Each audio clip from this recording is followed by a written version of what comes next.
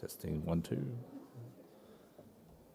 I'll just give you a couple more minutes for people to walk in, or is it, Ali, are we good to go, you think? Yeah, okay, great, excellent.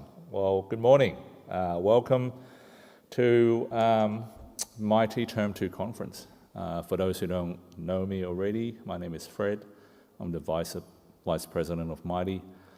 When I don't have my Mitie hat on, I'm the Head of Information Technology at William Clark College, which is based in Kellyville, Sydney, Northwest. So it's so wonderful to see so many familiar faces here today, as well as some new ones. For those who are new, I hope that I get a chance to say hello, and by all means come and say hello to me. Joining us today, we actually have a really strong turnout. For those who don't already know, we're at capacity, so we had over 130 people registered, which is amazing. And that is a great reflection of the strength of this community and the value that we all place in learning from one another. So thank you for being here. On behalf of Mitie, I want to thank you for making the time to be here. I know how busy ICT teams are in schools. So I also know stepping away from a school for a day is a challenge. But days like this is very important. We actually take time out to pause, to connect, to share ideas, and to learn from each other, learn experience of colleagues across the school's education sector. So special thank you to our host, Shaw School, particularly Ali Kosyul, Richard Jones, and the wider Shaw team for welcoming us and helping to bring this day together. We're also very grateful for Dr. Peter Miller, Headmaster of Shaw School, who will formally welcome us this morning. So to properly begin our day today, please join me in welcoming Dr. Peter Miller, Headmaster of Shaw School.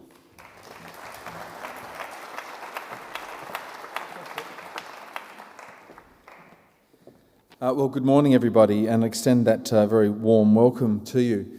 As Fred says, it is very nice to see so many familiar faces here, and indeed Fred and I have worked together some years ago in other places, and I just met David Fitzharding on the way in, who probably still owes me some geography homework from about 1992 in here. That's one of the great joys of teaching and being involved in education, is that ongoing contact with people over time. And if there is anybody else in here who I've taught over the years, please let me know, and I'm sorry if I didn't do a great job of it. It is a privilege for us to be involved in schools and for us to be involved in organisations like this in terms of Mitie, and it is a membership organisation that brings people together. And it's particularly lovely to see that happening here today. And also strangely refreshing for it to be an IT group and you're actually meeting in person. That's really good too, because those incidental conversations over morning tea and everything else, you've heard it a million times, but obviously you value the experience of being here today. I do want to acknowledge that this has been a place where people have been coming to meet and to learn and to gather for thousands of years. I mean, we're a school, we're at the top of a hill, we're right in an amazing part of North Sydney with a view back across the harbour. It's a place where for thousands of years the Camaragal people met and learned, where young men and young girls learned about life. We really respectfully take our place here at Shaw, and we walk gently in this land, and we realise the great privilege that we have to care for young people, for each other in this place. Over my time in teaching, and I started in 1989, I have seen these evolutions and the development in thought and greater understanding about stewardship and taking our place. Those of you who remember the late 80s, stewardship wasn't on the agenda at all. It was just going off like a frog in a sock everywhere. And then the 90s and bubbles and all sorts of things. But what I'm getting at, and this is an extended part of an acknowledgement of country, the fact that we acknowledge that we take our place in this world today, and there's a great sense of responsibility. We do that very gently, we do that responsibly, we do it respectfully here at Shaw. How we do it is really a very important part. I know that you meeting here today is a great opportunity for you to strengthen and perhaps to establish new connections. What I do want to encourage you is something that I say to the boys here about Shaw, is that we're not just a place, and I've said this a couple of other places, We're not a place that tells people what to do, we show people. So what I'd like to encourage you all to do, treating you like a Year 9, is that if you see somebody you don't know them, go and say hello. See somebody standing on their own, go and speak. I think you're very good at doing that. But that is the way we do things here. We look out for others. We look to make a stronger world and a greater world that we can all go on and enjoy. I'm quite sure that today, but I am sure that today will be a great opportunity for you to be together, to learn lots of different things. I did ask on the way in, what does Mitie mean? And apparently I didn't realise quite what I was asking, because it's welcome to the IT world. Apparently the name has evolved and the understanding. So in fact, it doesn't matter. What does matter is that you're here, that you're a part of a professional network. Those interactions across schools and with industry are terribly important as we try to envisage where the world is going, respectful of where we've gone. Final thing I'll say to you is that somebody put to me some years ago, and I remember this, and I try to say this in these sorts of occasions. As we do look forward, it's not a matter of what we inherit from the past, but we are borrowing it from the future. We're borrowing what we have now. And the work that you do in IT is an important part of that. Whether it be archiving, documenting, systems and procedures, we are borrowing from the future, not just inheriting from the past. And that's an important part of our disposition as we meet and we approach things that we're actually doing. It's not just about the now, it's about what we pass on. Have a fabulous day. It's a great thrill to have you all, it's a great privilege to have you all here at Shaw. And for those who have been here before, welcome back. And for those who it's your first time here, I hope you enjoy your experience and leave with the warmth and an understanding of what this place is like. Thank you.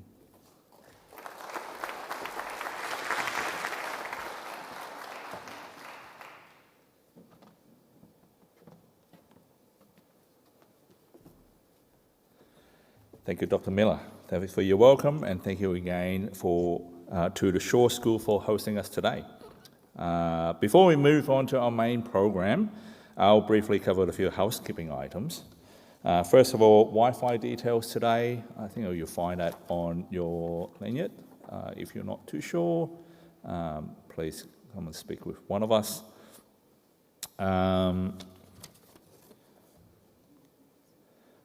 Please also feel free to connect your please feel free to connect your device to the Wi-Fi if you need to. Bathrooms are located where they're important, so where you came in from, as you head out the door back to the space where the vendors are or where our sponsors are, you go out the glass door and you turn right, and you follow that corridor along. There's a couple of bathrooms for both male and female on your left. Otherwise, again, as you come out of the vendor sponsor space and you head towards the gates, Undercroft, if you walk through the Undercroft area, I think there are a couple of bathrooms area on the right and left. Anyway, I'm sure if you get lost, someone will be able to point you in the right direction. In terms of emergency, if there's any event of an emergency, I'm sure you will hear the warning alarms. Again, go out the doors. I feel like I'm a flight attendant. Go out the doors on the left or right, and then follow instructions from one of the Shaw teams.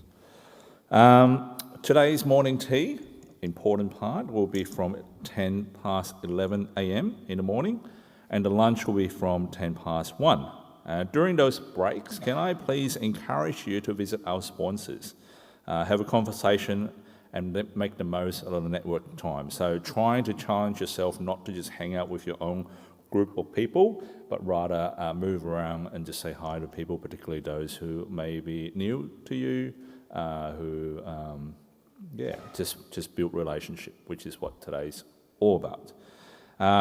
Today's program includes a mix of school-led presentations, practical technology discussions, governance risk insights, and opportunities to hear directly from colleagues working in similar environments. Our session will cover how to avoid accidental projects, service-first technology support, AV and classroom learning environments, operational excellence, change in classroom culture, and governance risk and compliance. Now, a quick note for anyone who's attending Mitie for the first time, welcome to Mitie. Mitie exists to connect ICT professionals in the education sector so we can share, support, and grow together. We are vendor neutral, school driven, not for profit, and we aim to work collaboratively with each other to make this community valuable. Schools supporting schools to see tech supports teaching and learning well. So I will say a little bit more about Mitie later today, but for now, again, if you're new, please introduce yourself, ask questions, and make the most of the people in this room. Now, before we move into the first session, I'd also like to acknowledge and thank our sponsors. Their support helps make events like this possible. Today, we are very grateful for the support of Bitfender, Fax, Fujifilm, Linewise, Next Technologies, Central, and Salto. So we're now going to invite each of these sponsors on the stage and give a quick 1-minute introduction. I know 1 minute can feel very short or long if you just came back from another conference, especially people who are passionate about what they do. So we do our best to keep things moving. So can I ask our sponsors to be ready? First one being Bitfender. Thank you.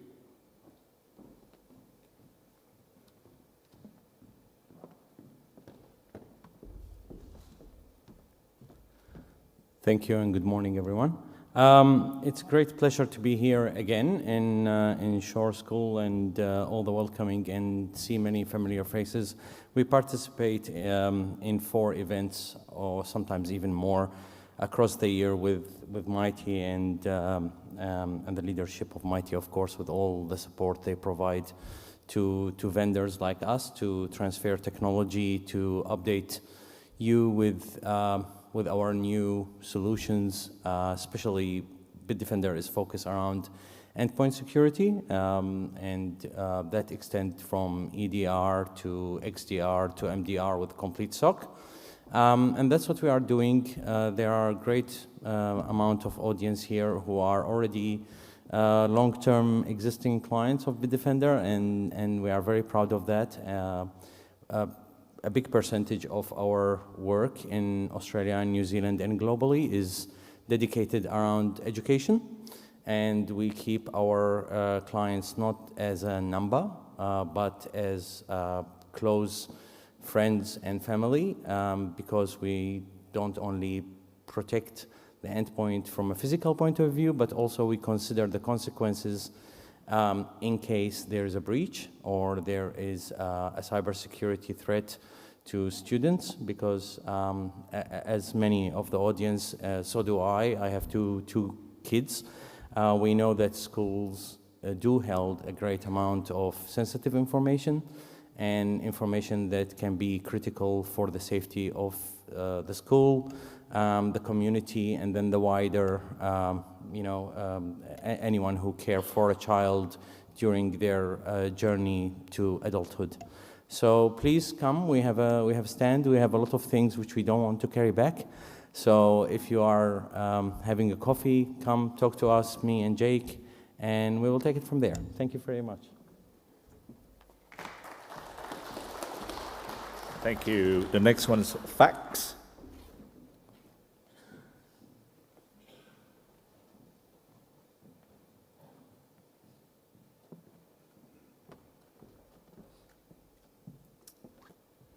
Good morning, everybody.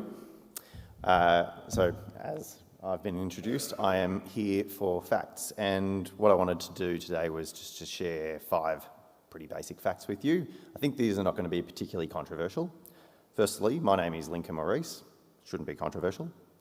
Second, it is our view that schools don't need one system that does everything, but it should have a system that knows everything. And that's really one of the things that we want to focus on in how we deliver our services. If you're not familiar with us, come and see us over at the desk and we'll explain what we mean by all of this. Fact number 3, I think that this won't be controversial either. It's pretty cold, isn't it? So come join us for a coffee. I think that fact number 4 is that we believe that great student management isn't about software. It's about giving staff more time to be with their students, to support their students. I think that that's really what educators want to do. They don't want to be distracted by systems. They want to be educating, supporting students through their wellbeing journey. And the final fact is that we're actually giving away a $250 Visa gift card. If you come to our desk and register, then we'll put you in the draw, and we're looking forward to giving that away at the end of the day. Thanks, everybody. Have a great Mitie. Thank you. The next one is Fujifilm.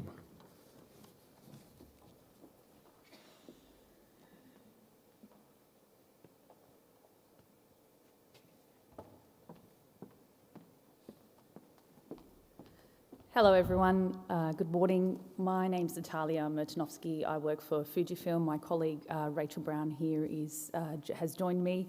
This is actually our first year supporting the Mitie community from a Fujifilm capacity, so we're quite excited. I'll keep our speech quite short. Many of you have probably worked or engaged with Fujifilm at some point. We were previously called Fuji Xerox. We have a long legacy around print and document creation, document handling. That still stands true today. Our business has diversified over time as digital technologies have evolved. I won't go into a lot of detail. We're happy to share a lot more at the stand. But our core mission is essentially to help staff, students, educators do their core job, not get tied down with the everyday administrative burden that everyone's dealing with. So happy to have a chat. We've also got an Instax printer up for grabs, so once you scan this QR code at our stand, you'll be in the draw for that, which will share the winner this afternoon. So lovely, thank you for allowing us to be involved, and we're very keen to meet you all. Thank you so much. Next one is Linewise. I'm actually going to name the one after that will be Next Technology. So if Next Tech can come be ready, that would be great. Thanks.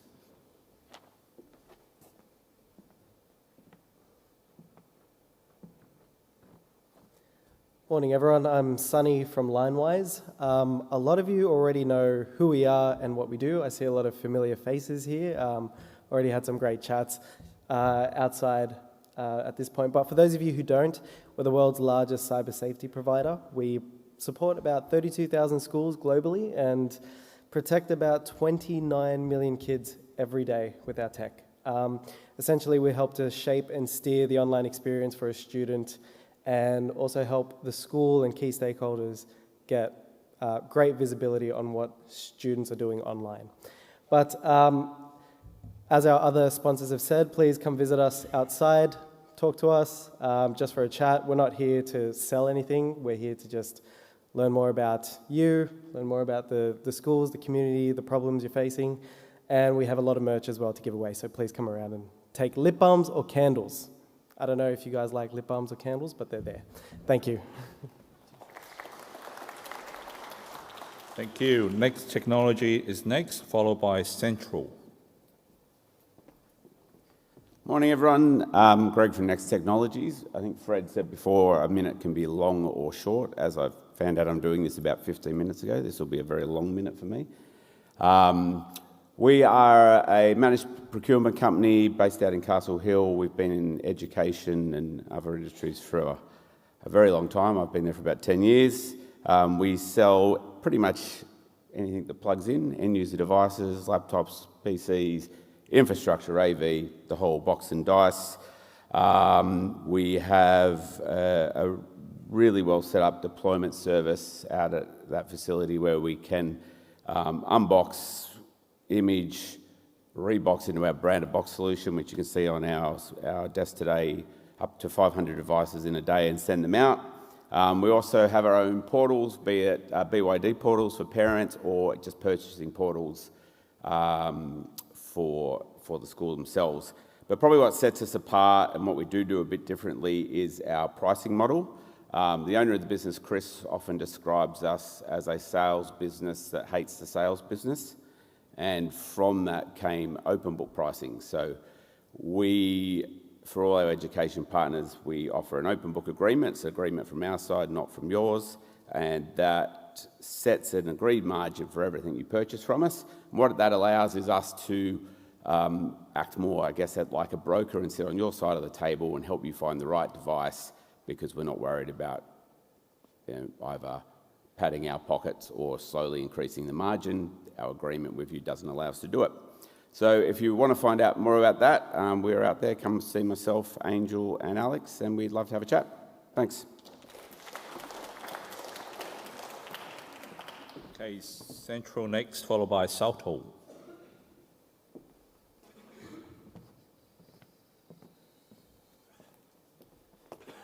Hello everyone, my name is David Wilkin. I'm from Central Education.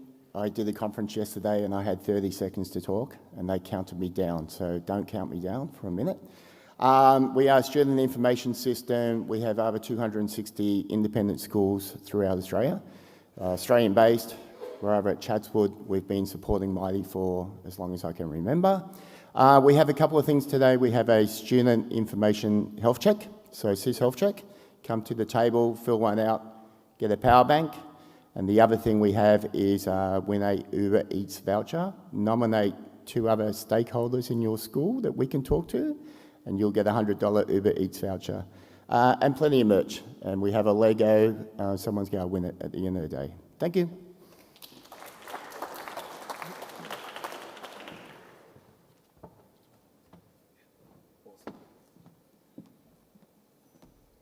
Last speaker, always the fun one, or the last sponsor, I guess. Hello, everyone.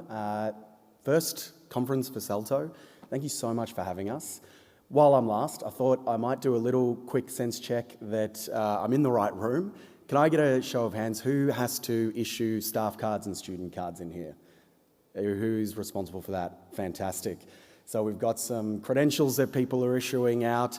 Who, with their hands up still, because there might be a little prize at the end, everyone's got some good prizes, who then uses their staff credential or their student credential to use their access control within their schools? We've got 2, 3, 4, 5, 6, fair few hands up, fantastic. And I suppose the last one, and you'll be ahead of the curve already, so we might as well congratulate people who are doing really fantastically from an access perspective. Who has access control on their server racks in their room? We have server racks? Fantastic. No.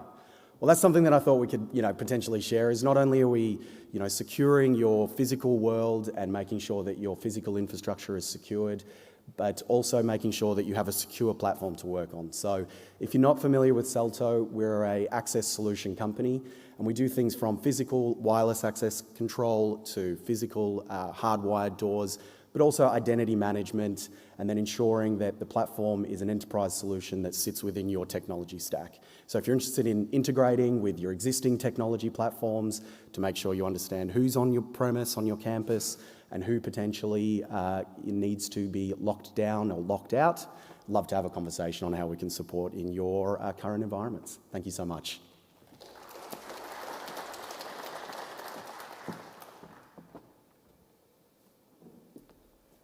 Right, thank you once again for our sponsors. Please do make sure that you take time during the break to go and visit them, to chat, to ask questions, and also to thank them again for their support of the Mitie community. Okay, so we're now going to move into our first presentation for the day. To help us understand the technology environment here at Shaw, we are going to hear an overview of the ICT setup here. So please join me in welcoming Richard Jones, Head of Technology Services.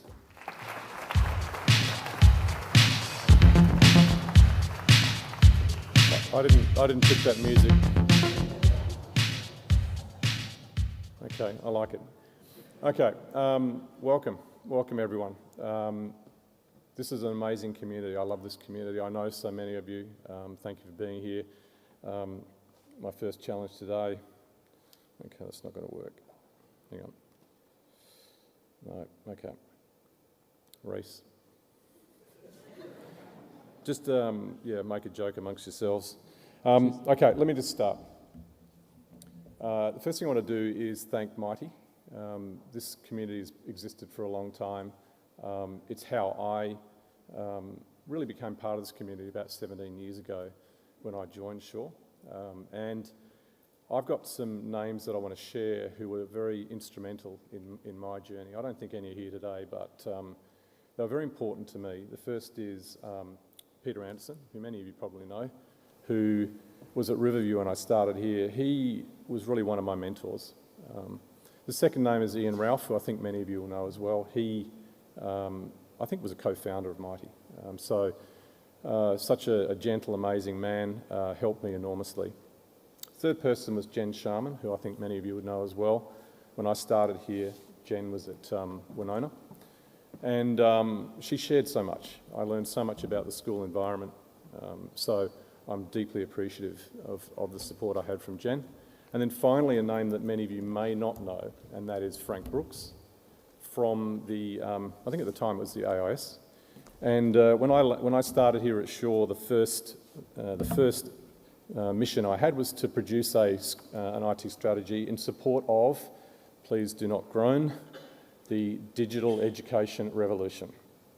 Now, many of you probably remember that, but that was my first job, and Frank was extremely helpful to me in understanding that process because he worked at the AIS.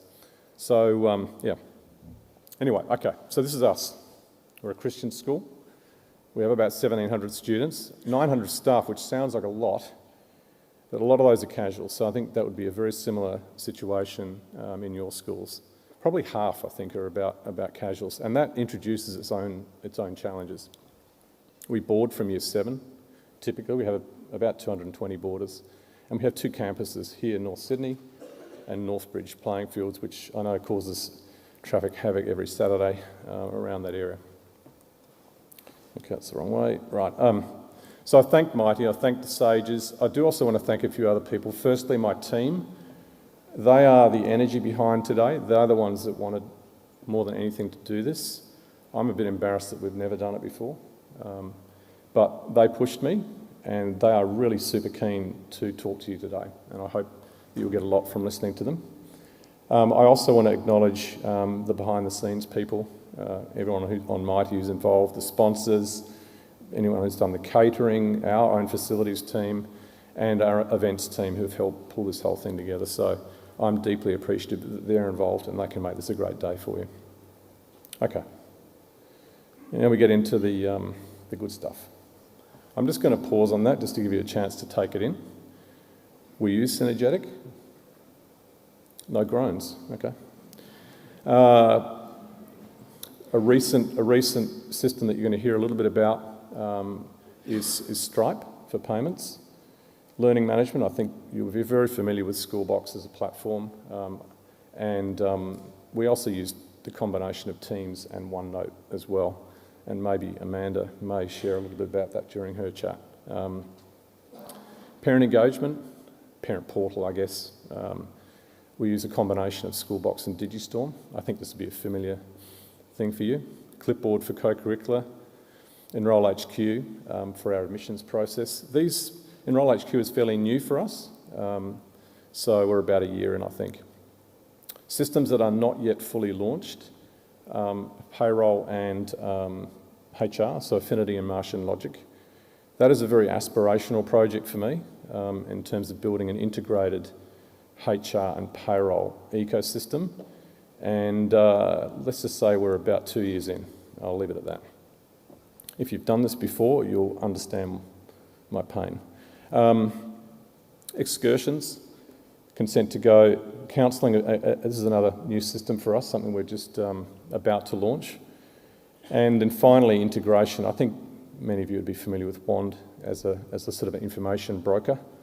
I've actually been quite impressed with the security protocols and stuff that I've learned about from working with Wand, because it deeply concerns me, obviously, that if they're shifting our information around, that it is secure. Okay, some of the tech. We did make the jump to ARM-based processors. I think this is our 2nd year, something like that, anyway. But only for students. And the reason we started with students is compatibility concerns. We wanted to make sure the environment was compatible as possible.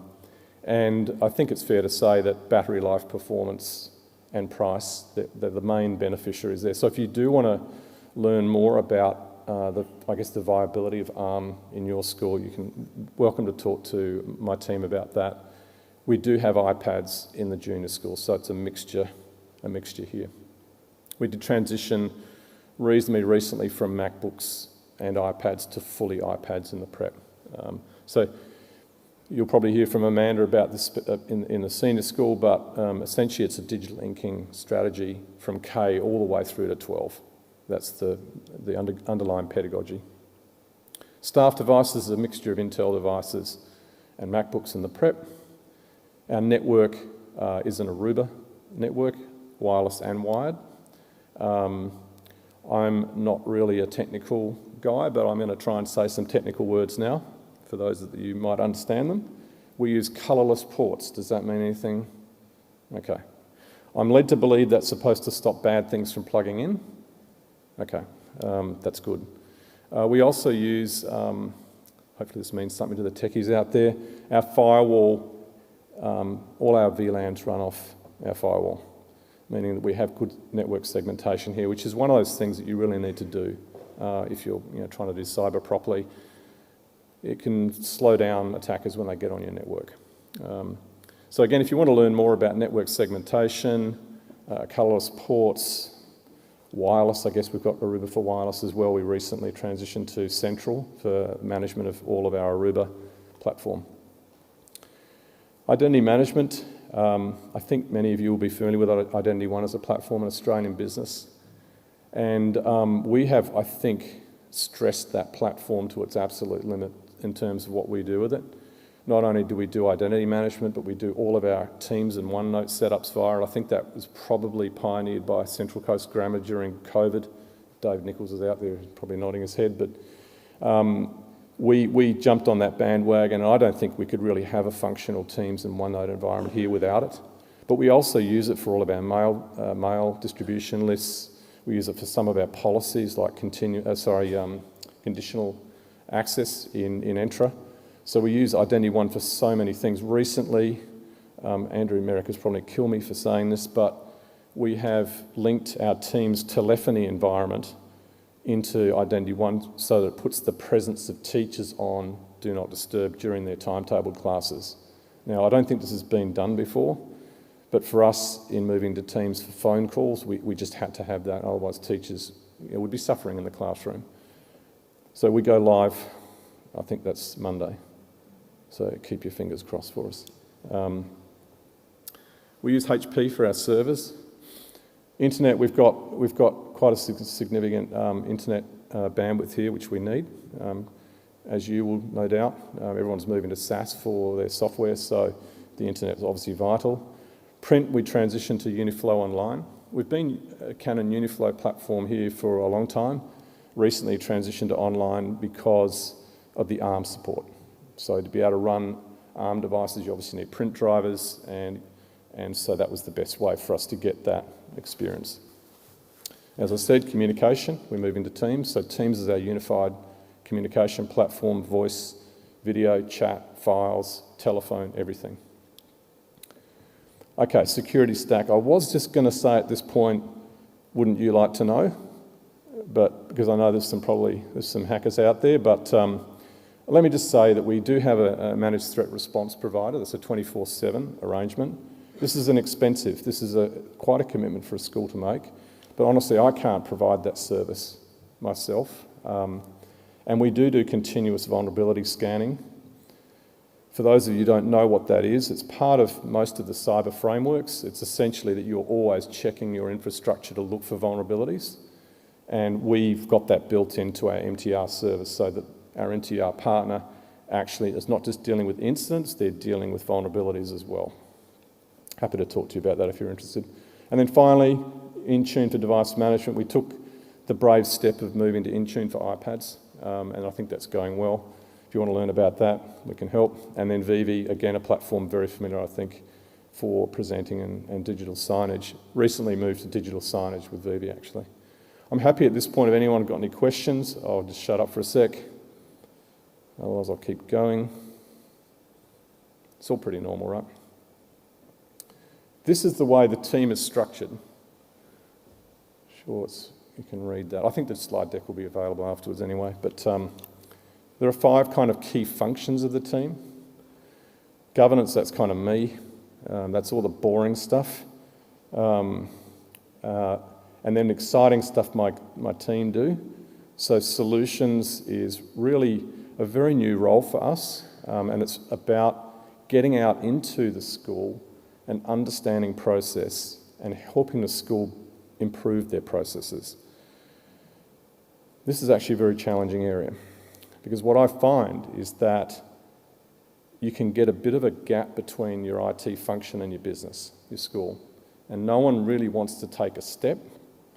The school is too busy doing their day-to-day, and we're saying, well, you've got to tell us what you need, otherwise we can't do stuff for you.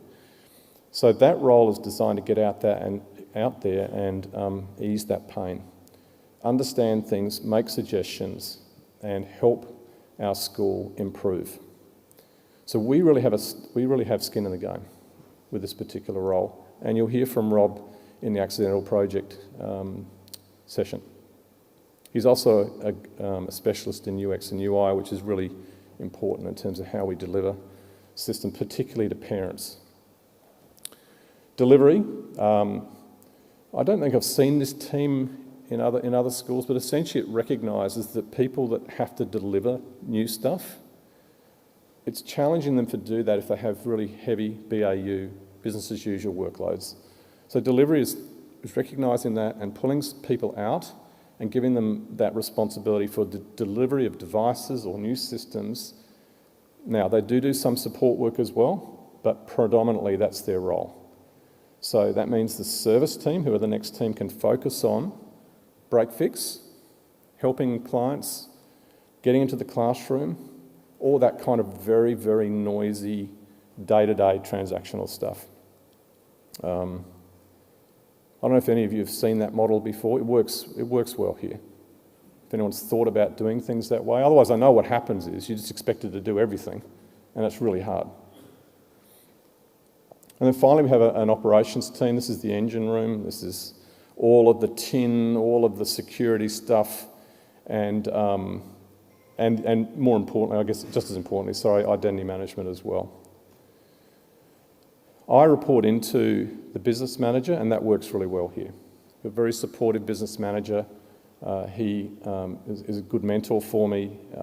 He encourages me, and he allows me to speak with both the executive and the school council and council subcommittees all the time, which is really, really important for a head of technology.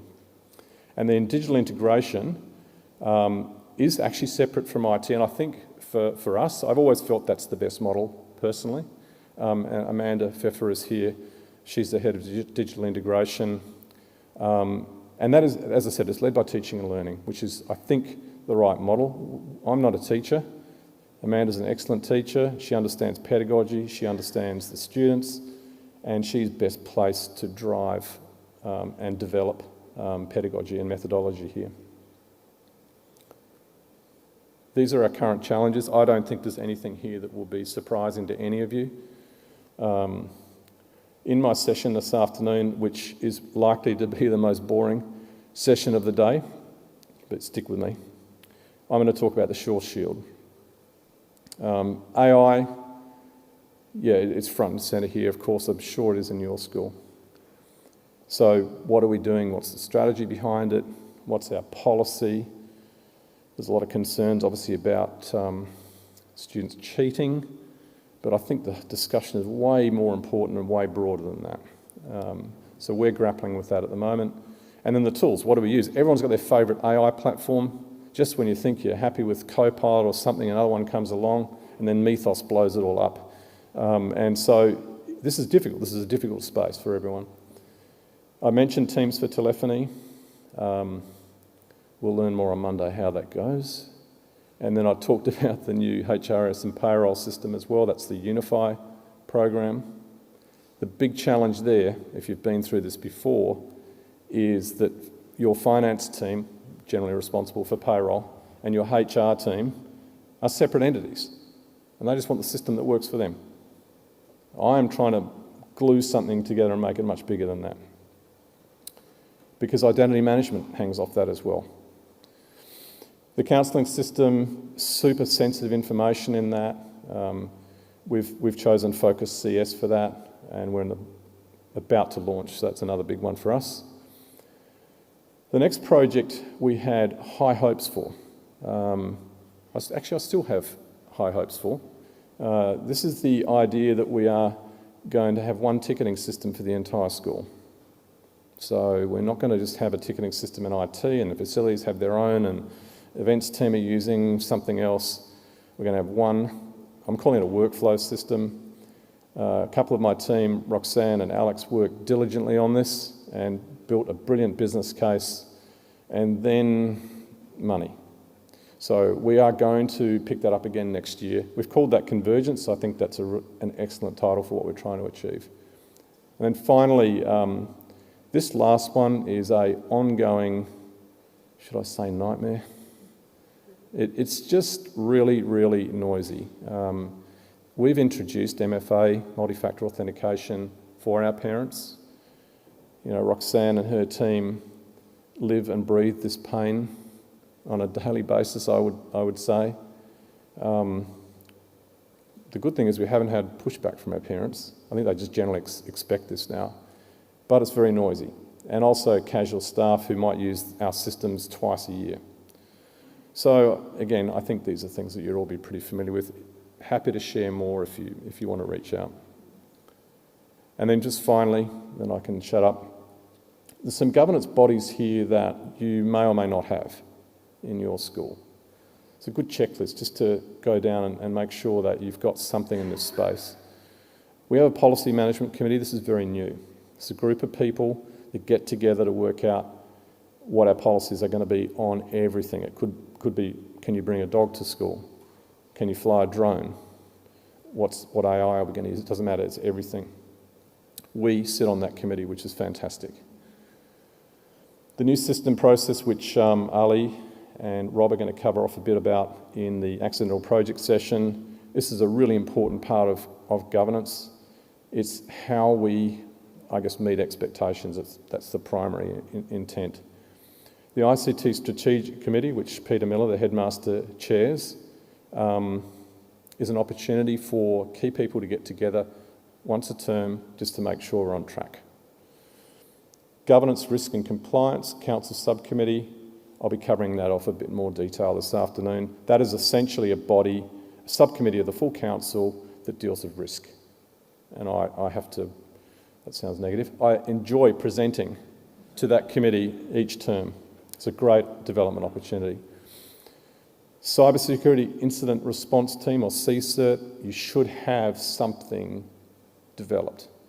Because when you have your incident, this is the group of people that will help. If you don't have a CSIRT, I'd suggest that that's something that you could focus on. It's not something necessarily your executive will understand. That's the problem. Then you'll obviously have your executive leadership team and school council. So they're the sort of typical governance bodies that I think are good for a school. That's me. If there are any questions, I'm happy to take them if there's still time, Fred, or should we move on? Wow, okay, got through that quickly. We have a mic somewhere. If anyone has any questions. Okay. Yeah. How did you achieve the separation of services with BAU? Okay. Because there's a significant count of staff. Yeah. And when, rewind 15 years ago, Yeah. that wasn't the case. Yeah, how did I achieve it and why? Thanks, Morris. Good to see you here, by the way. You look great. Yeah, very relaxed, yeah.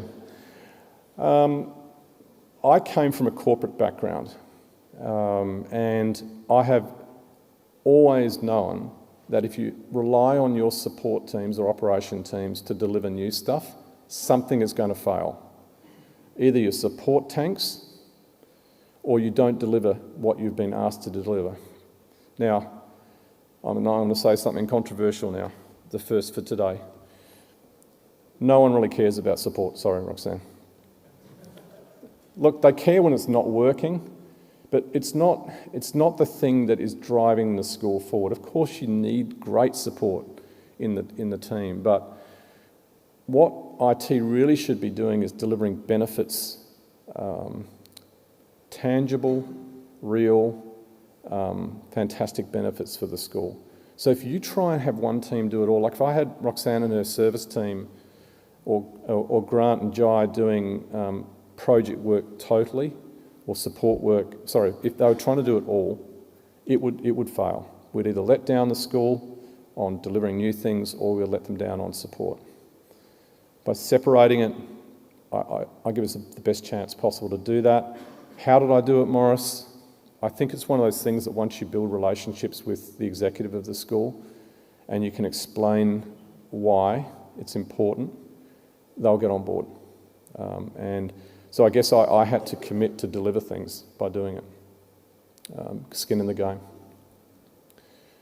Was that it? Was that the guts of the... Okay, brilliant, okay.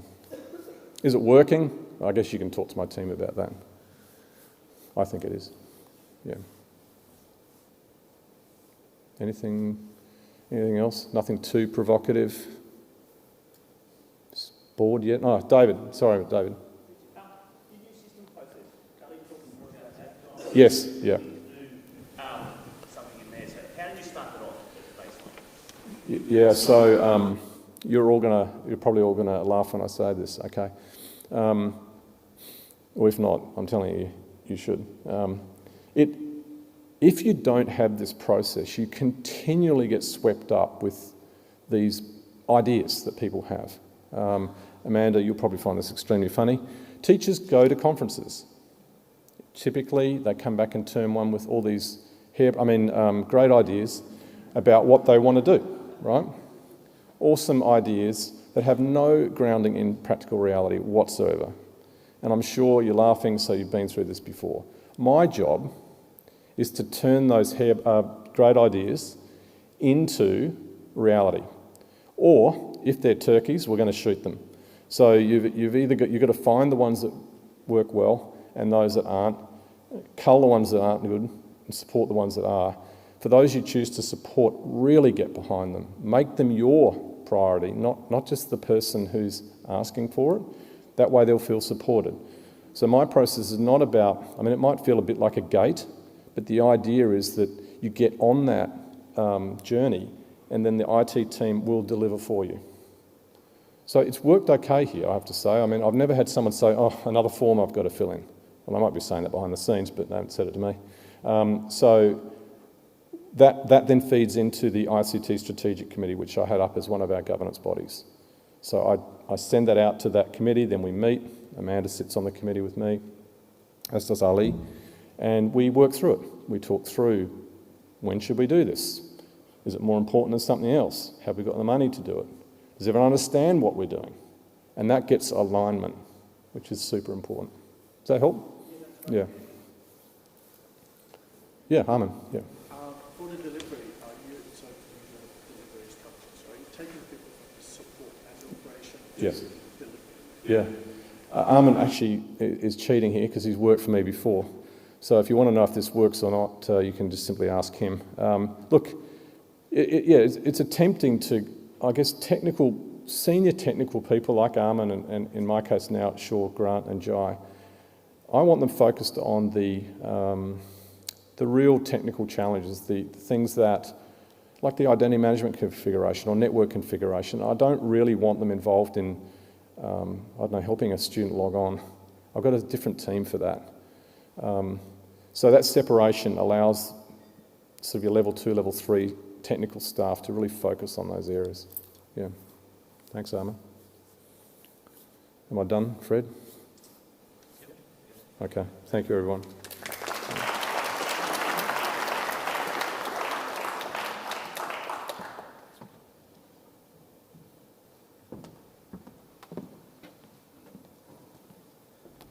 Thank you so much, Richard. That was what a great session to start with. I really enjoyed that. So thank you for sharing your thoughts and your experience, Richard, and how things are done here at Shaw. I think every school operates slightly differently, and different schools have different needs. And I just love hearing all these different experiences and stories, and we might take little bite size of it back and implement them or not. But great session. Thank you once again. So our next session is titled "How to Avoid Accidental Projects." I suspect many of us in the room have experienced that moment when small requests or good idea, quick fix suddenly becomes a much larger project than anyone expected. So this session should be very relevant to the way technology team operate in schools, especially when we are balancing strategy, support, stakeholder expectations, and limited resources. So please join me and welcome Ali Kuzul and Robert Yu from Shaw. Thank you.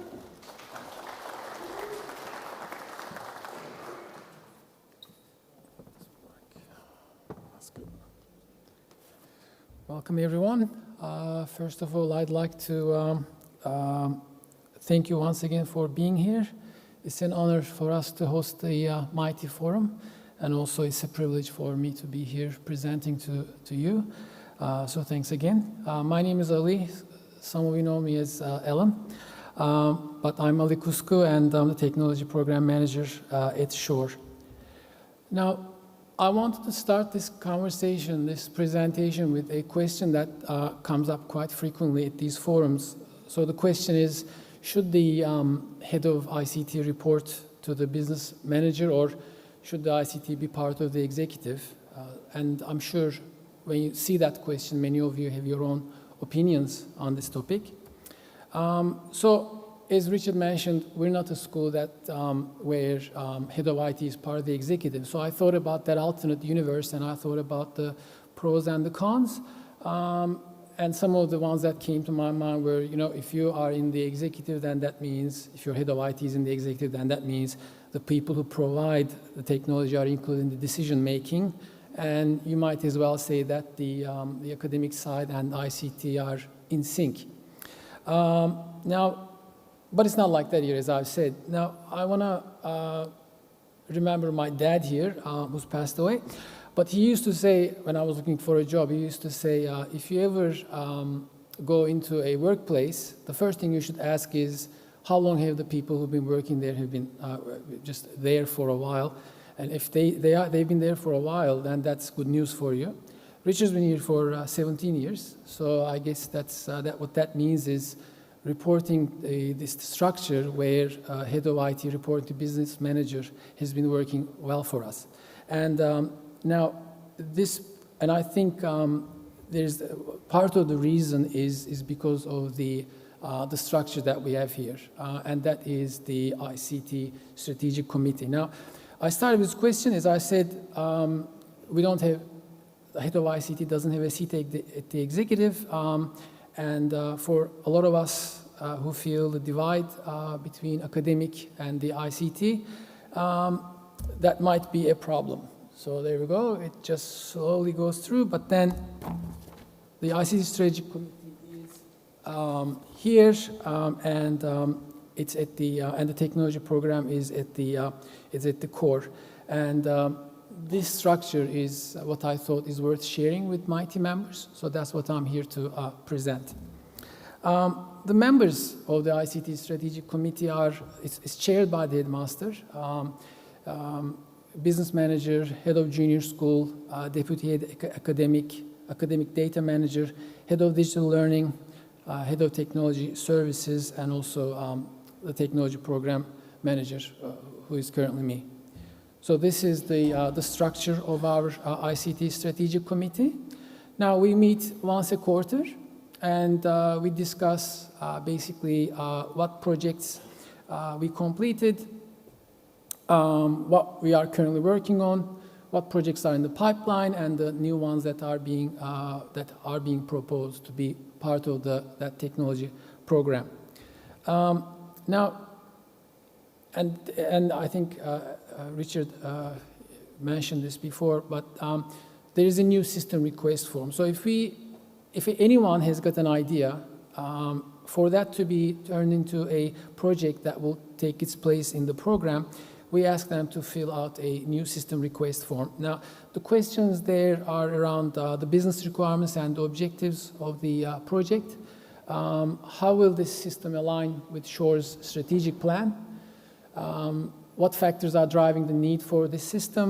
Process implications for the team, the department, and other potential implications for the rest of the school. So we actually have a form that has got plenty of space for you to basically fill out these questions. It also contains questions regarding the operational side of things, such as when does it need to be operational, how long do you anticipate the system to be required for, who will be using the system, staff, students, parents, how sensitive is the information that will be stored in the system, the costs, implementation and running costs, and is there an approved budget? So, and none of these questions is here, we don't ask these questions to catch anyone out. By the time someone has answered them, something has happened, and that is they had to articulate the why, the scope, the impact, and the cost. I think half the value of the form is in the thinking it forces before the project ever reaches the committee. But aside from the questions, there's also a flow chart at the beginning of at the top of the form, and I would like to show that to you.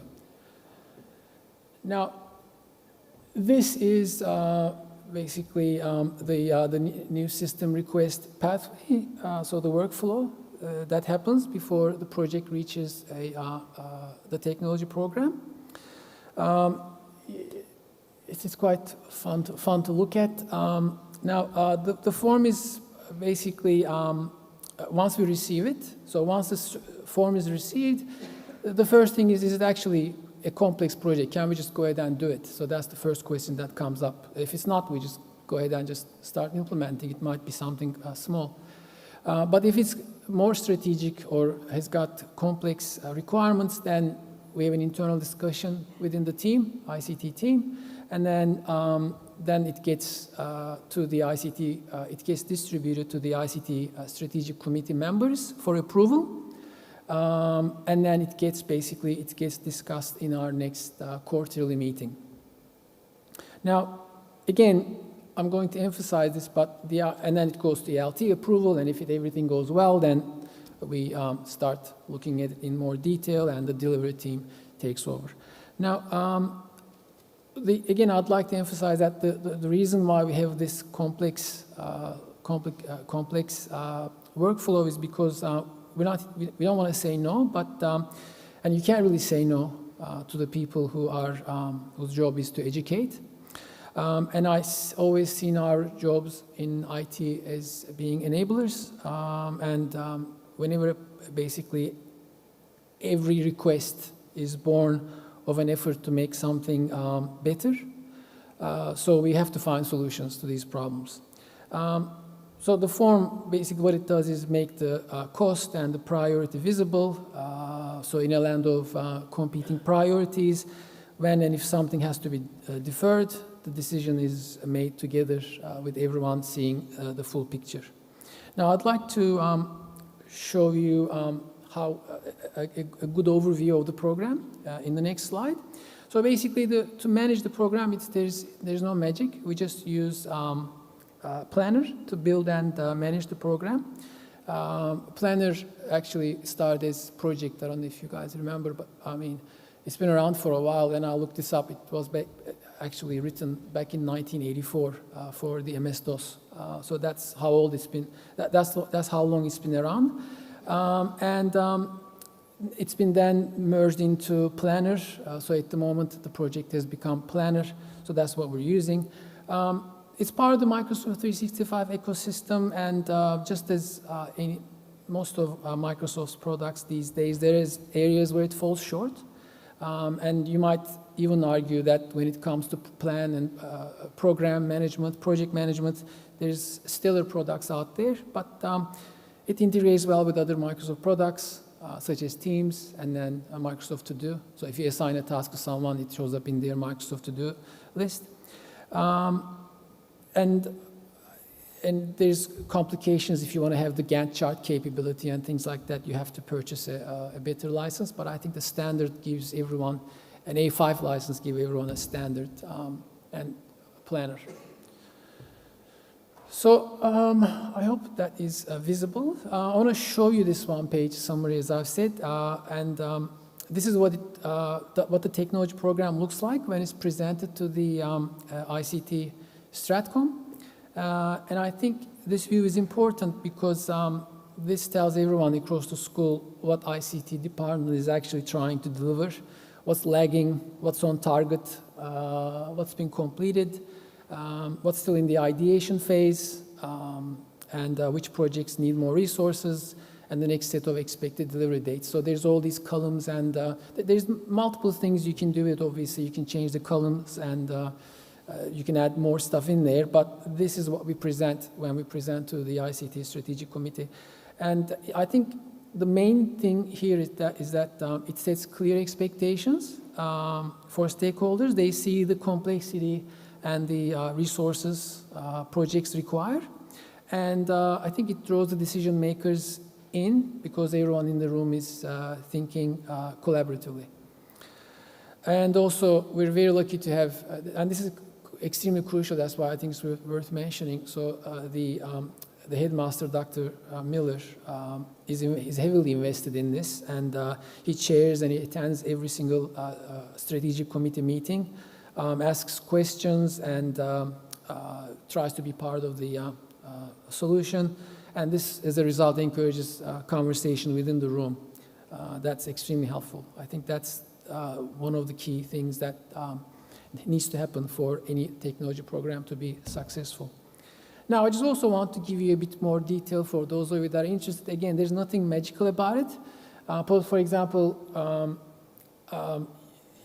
you can include as much detail in here, but the only thing that I'm actually putting is really the key milestones and a bit of detail, because I think the people have their own tools when it comes to productivity, so I think it's just something that helps me keep track. Now, you can also add a lot of detail to each of the tasks. You can do all sorts of things that a project management tool would do, but you can also take it a step further. You can create charts, which we're not doing, dashboards, and all sorts of fancy things. You can track work, how many tasks are being completed. But as I said, for the program, we keep it quite simple. And that's because I think, as I said, the program itself just is there to create a shared language that puts IT and educators in the same conversation. So, ultimately, avoiding accidental projects, that was the topic of my presentation, isn't about saying no to good ideas. It's about making sure that they're properly planned, prioritized, resourced, and delivered. To bring that to life, I'll now hand over to my colleague, Robert Yu, who will take you through our ancillary services payment project and show how these principles were applied in a real-world implementation. Thank you.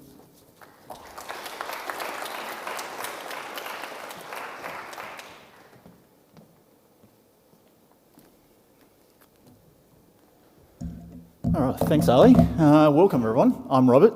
I look after the solutions function within our team.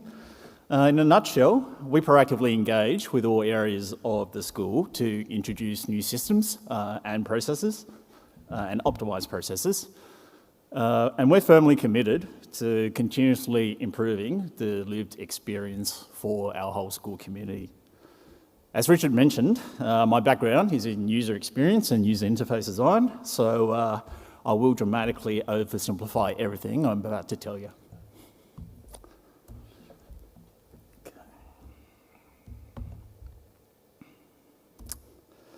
So, what can handle with accidental projects? Let's see. Yeah, that's one fine-looking barbecue pit. Why doesn't I look like that? Why must life be so hard? Why must I fail in every attempt at masonry? How's your father's project coming along? I think he's almost done. Yeah, he's done. Yep, that's how they turn out. So how do we navigate to avoid accidental projects? Here's a simple analytical framework. When it comes to problem solving, does anyone know what these letters might stand for? Well, what, so what, now what? This is a reflective thinking model. It's commonly used by teams to drive continuous improvement and develop growth mindsets. For us, it's a really good starting point for understanding a problem and providing an early indication on whether a project may be warranted. I love it because it's super easy to remember, but also really effective at guiding decision making. So let's start with the what. What was the problem? In 2025, our school was still reliant on a Big Four bank's legacy online payments platform. Show of hands, is anyone stuck with a Big Four bank's payments form? Yep, 2, 3, 4. Yep, you probably share the same pain points that we did. What we heard was that the online payment form was very old and cumbersome for parents to pay online. This is what it looked like. It was especially hard to use on mobile, and for our staff, the workflows and the admin interface was just as challenging. Setting up new payment items for them was a very tedious task, and reconciling payments took up a lot of their time. So what? What does it mean? So the poor experience for users compared to the modern payment methods we've all become accustomed to. Because of that, fulfilment of goods and ancillary services at our school were prone to delays, as staff had to manually verify and chase payments. And as you can imagine, that created friction for both staff and parents. Now what? So things started to get real. During the consulting phase with our stakeholders, we'd heard a lot of pain points, and they all pretty much cry for the same thing. There must be a better way. So we spoke to our finance team first, and then our business users, and then potential service providers. We then moved on to business analysis, looked at the current and desired states, did our solution research, and formed our gap analysis. From there, we built the business case. The key step here was submitting the new system request form to our ICT steering committee. And with their approval, we have full assurance that we are not running an accidental project. And I just want to talk a bit about why we landed with Stripe payments. So after we did our due diligence, we found that they were a low risk and low cost approach. So there's no licensing fees or setup costs involved. They seamlessly integrated into our ecosystem, and they had a free sandbox environment so that we could do all of our testing there, our use case testing, plus putting test card payments through to get full assurance that it would be a good working solution. Implementation-wise, it was really easy to set up, and I'll touch on more on that in a sec. And as for adoption, it was a real breeze to onboard. Our finance team and our business users were able to familiarise themselves with the platform with minimal training. And finally, this is probably music to all your ears, it's very low technical maintenance.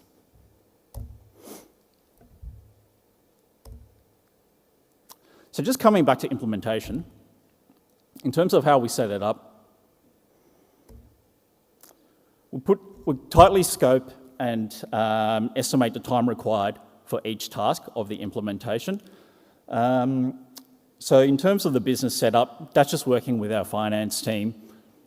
It really didn't take a long time because the Stripe user interface has a guided setup checklist that pretty much takes you through everything. So for things like putting in your your account details, bank account, your note, and also to do your customer verifications, took an hour max. Activity selection setup, so that was connecting our clipboard instance with Stripe Payments to enable the Stripe Payments module, took 30 minutes. And then applying all the custom branding for sure, custom domains and also email authentication was also a pretty quick setup process. From the technical configuration side, Entra SSO setup took about 4 hours. And I do preface that by saying that you kind of do already need to have clean groups set up in Entra, but once you do, it's pretty quick to transfer that into this environment. Skim provisioning made things very easy, took 15 minutes. And then the DNS records, there are a few to add, but if you're sort of prepared, it can be done within half an hour. So as you can see here, it all flowed very quickly as long as you did all your planning at the start. And from a training and onboarding perspective, with 2 45-minute training sessions for finance admins and 1 45-minute training for business users, it was fully onboarded. Now I just want to share some use cases of how we've deployed Stripe Payments. So within our ICT team, we now use this to sell refurbished machines to staff, family and friends, anyone they would like to also share it with. So when we look at the payment form, it was really quick and easy to set up, and on mobile, it's literally a one-touch step now with Apple and Google Pay. Receipts are automatically sent to all the payers a few seconds after each successful transaction. So with this frictionless payment process, we have noticed a very strong uplift in the speed and timeliness of payments compared to before. Another handy use case is collecting small donations. So over the years, coin donations in our prep school declined quite sharply. This year, a payment link was sent out to parents and received a great response on the donation day. And there were even a small amount of donations that followed in the days after, something that's never really taken place before. And lastly, connecting our Stripe account in Clipboard enabled us to turn on the payments feature within Clipboard, and that has now become the default payment method for after-school activities. So, in summary, the key benefits: we now have an easier payments solution driven by a modern and cost-effective platform. There's less admin for our finance administrators, and most importantly, enhanced service delivery for our community. So thank you, everyone. If you've got any questions, please feel free to come by and have a chat afterwards. We also have Carolyn here from Stripe, and also Brian, who can help with any questions you may have as well. But enjoy the rest of your day.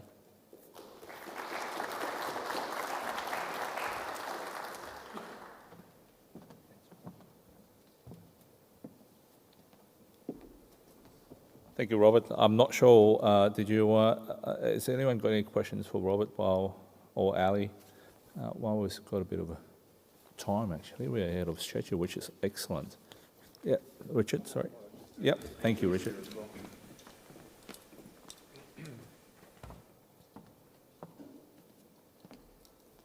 Yeah, I think, I hope what you got from that session is the importance of managing expectations. Our barbecues don't want to end up looking like that.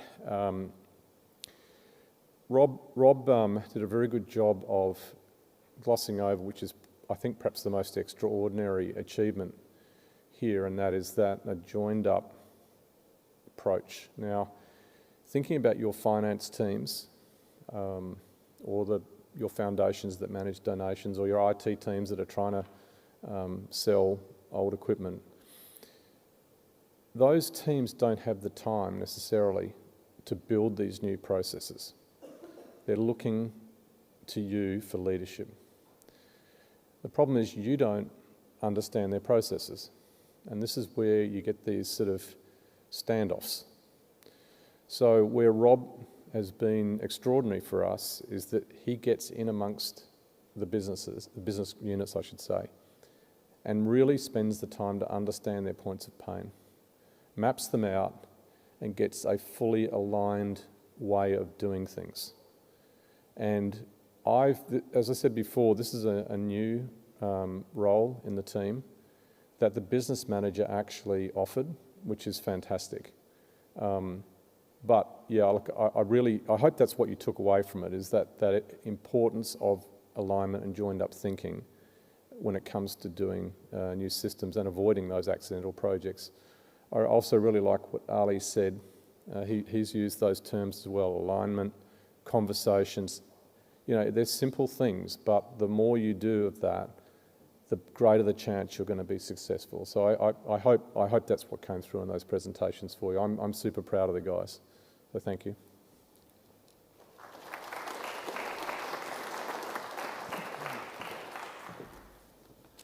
Thank you, Richard. Yeah, look, I personally really appreciate the value of processes too. I think that it gives the people who request whatever the system or software, whatever it is, a bit of a buy-in, gives them an opportunity to really think about, is it what they're really asking for, whether it's going to serve the purpose.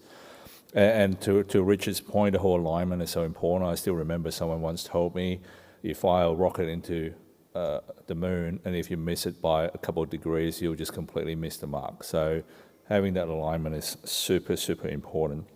Great, so thank you once again. Thanks, Richard. Thank you, Ali, and thank you, Robert, for what you've shared today. We're now going to move on to our second session, which is actually two options that you could choose from. The first one is service first approach in technology services, which is led by Roxanne and Andrew. And then the alternative to that is better sound, better learning, a behind-the-scene tour of Shore's AV upgrade, which will be led by Reese, which include a bit of AV demonstration as well. And after this session will be our morning tea time. So if I don't get a chance to thank the presenters in those sessions, we'll see you at the morning tea, which will be outside this vendor space. Again, encourage you to spend time talking with vendors or sponsors and ask them questions, and also opportunity to meet people or to connect with others. And we'll be back here after the morning tea at 11:50. But to move into the next session, whether you want to go to the AV one, if that's you, please head to what's right. Reese has got his hand put up at the moment. So if you are into that session, please follow Reese towards my right, your right when you turn around. And if you are interested in being part of the service first approach in technology service, please join Roxanne and Andrew on the left-hand side of this room. Okay, so left for services, right for AV. I'll see you on the floor, if not in the session. Thank you very much.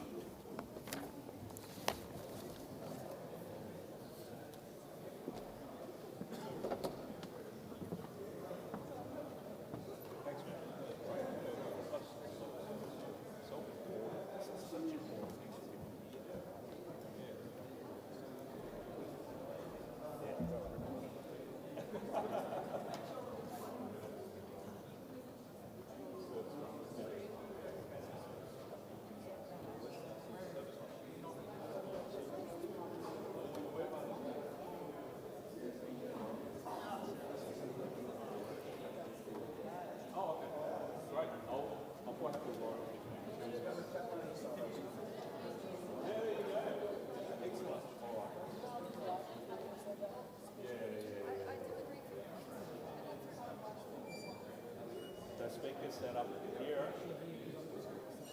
Oh yeah,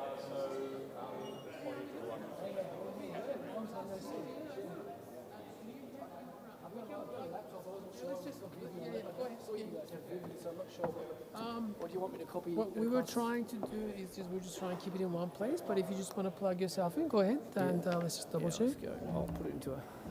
Yep.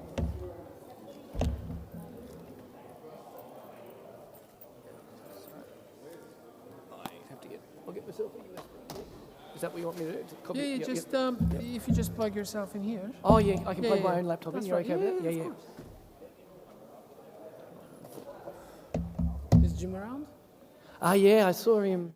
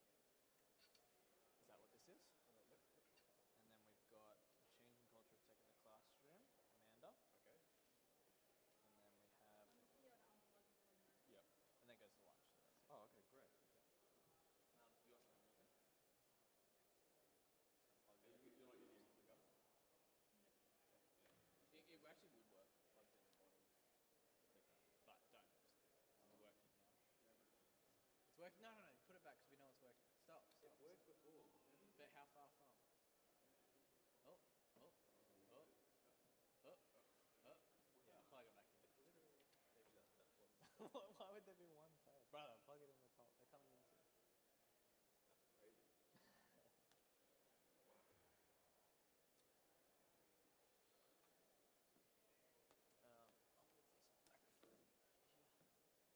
Can you do that again if they do questions? I know, he literally pushed you away. He's like, no. That's not the case. It ends up in this one. FX3, FX6, that's $30,000 in cameras and screens.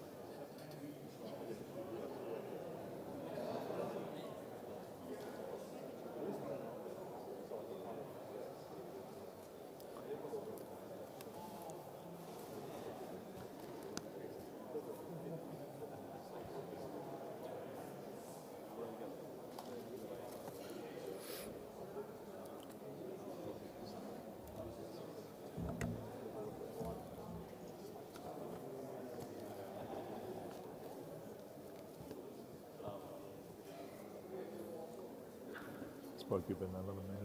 Yeah, yeah, good. Come together. So you've got 40 minutes. Okay. It's got a clock on here, doesn't it? It does, yeah. Okay, 11:50. So that's. Yeah, so 12:30 is meant to. Yeah, okay. Yeah, yeah. But if you go over a little bit, Yeah. it's fine.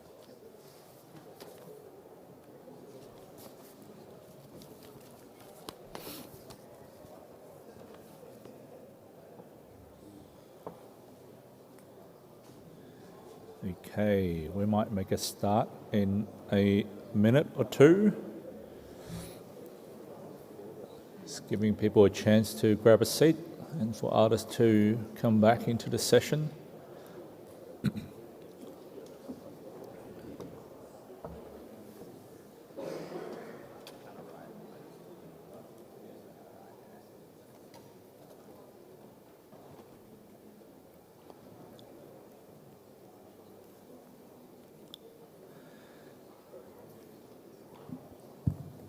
Okay, I think we'll make a start.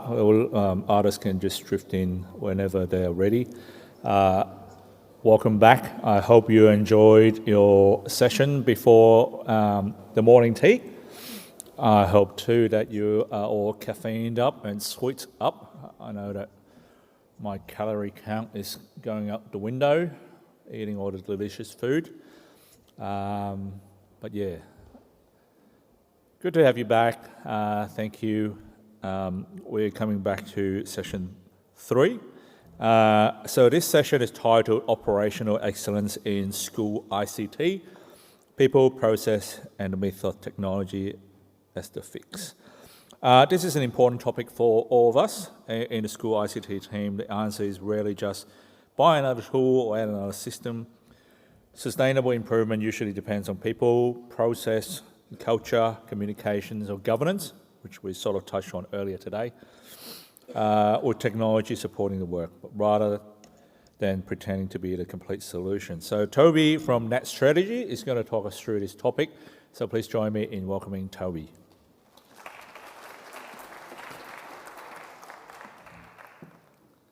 Thank you, everyone. So I think the point we talked about here is that we're all here in technology and we're all here to provide outcomes, and there's so many vendors, there's so many technologies that work really well. But we would all have been through a scenario where we've got the perfect technology, we've got a great vendor solution, and it just doesn't work for the school. This is what this session is all about, because rarely is going out, buying a piece of technology the solution. In some ways, we wish and hope it was, because that's the easy fix. Just go and get some budget, go and purchase something, but it's almost never the reason. So in today's session, I'm going to talk about some real-world examples from schools, none of which are here, and some of you might think, oh, that was my school or something, but it's not, because we all have gone through these scenarios and can all understand what it's like. So first of all, I've got a QR code for the slides, because one of my personal bugbears is I go to conferences and go to sessions and you're sitting there, you're taking your photos, or you're thinking, oh, will it be sent through? And maybe it does, maybe it doesn't. And so that's not a criticism of Mitie. I'm sure they do a great job, but power is in your own hands. So won't talk about myself. A number of you know me. I think the key background here is that I've worked both in roles in a number of independent schools, groups of systems, as a board member of groups of schools, and currently, and for the last 10 years, I've spent doing consulting, helping hundreds of schools around Australia in terms of strategy, security, governance, and these are just some of the things that I've seen, heard and learnt about. So, as I said, we're going to start off with a few scenarios which might make you groan, it might bring up bad memories, but I think each of them have got a lesson. I want to demonstrate to you that, you know, why it wasn't the technology and what you can do about it. Then we'll jump into the 4 pillars that were mentioned of people, process, technology and partners and how they work together. And then also building on from some of the other things I saw in the program, I want to talk about why project management isn't change management and what that matters to schools and why that matters, and simple, high level on a methodology, and then also talking about why good technology is a starting point, not the guarantee. And then I'm going to throw over to Dave Fitzharding at Midcoast up there at that point in time, because it's always great to have feedback from school, and he's going to, when we name, so we're not talking about any of the negative ones with people, but we'll put some names to some of the positive stories that show how those people process technology and partners can help the situation. So this is a good example. We were out of school, there was a blackout, a big storm, power went off, everything was shut down fine, people thinking, great. Power comes back up, turn it back on, and people are running around, scurrying around, you know, if you need to run classes, need to mark the roll, need to get everything done, and people can't work out what's going on. Anyway, it takes a couple of hours, things get up and down, you know, classes are missed, parents are frustrated because there's, you know, phones that rely on the technology. Everything's technology now, and there's a bit of debrief, and it turns out that there was a VM that was on the host that was running DHCP. Now that's wrong, obviously, on so many levels. You shouldn't have that. But the key thing was there was a design, there was an architecture, and it had been up for a couple of years, 2-3 years. Nobody thought anything about it. So I think the lesson there is that, you know, it's not about virtualization. It doesn't matter what the platform is. It doesn't matter what the thing is. But you need to have a method where you actually test it. You know, if they'd had a start-up and shut-down procedure when it didn't matter, you know, on a weekend or after hours or something, they could have easily found that situation, because once they found that out, that was a simple fix that didn't require any investment at all and remove that risk for the college. So once again, it's nice and tempting to think, oh, I'll buy a piece of equipment and I'd stop that. And obviously not having a VM as your DHCP server might be a thing, but it's not the point. The point is testing, documenting, etc. Another example, so there was a school, and kudos to them, they'd thought about it and they'd invested in a DR location. They recognised that there is a genuine risk that there could have been a power outage or some sort of thing that took their location off, and that they needed to be able to bring up their services and to continue if that occurred.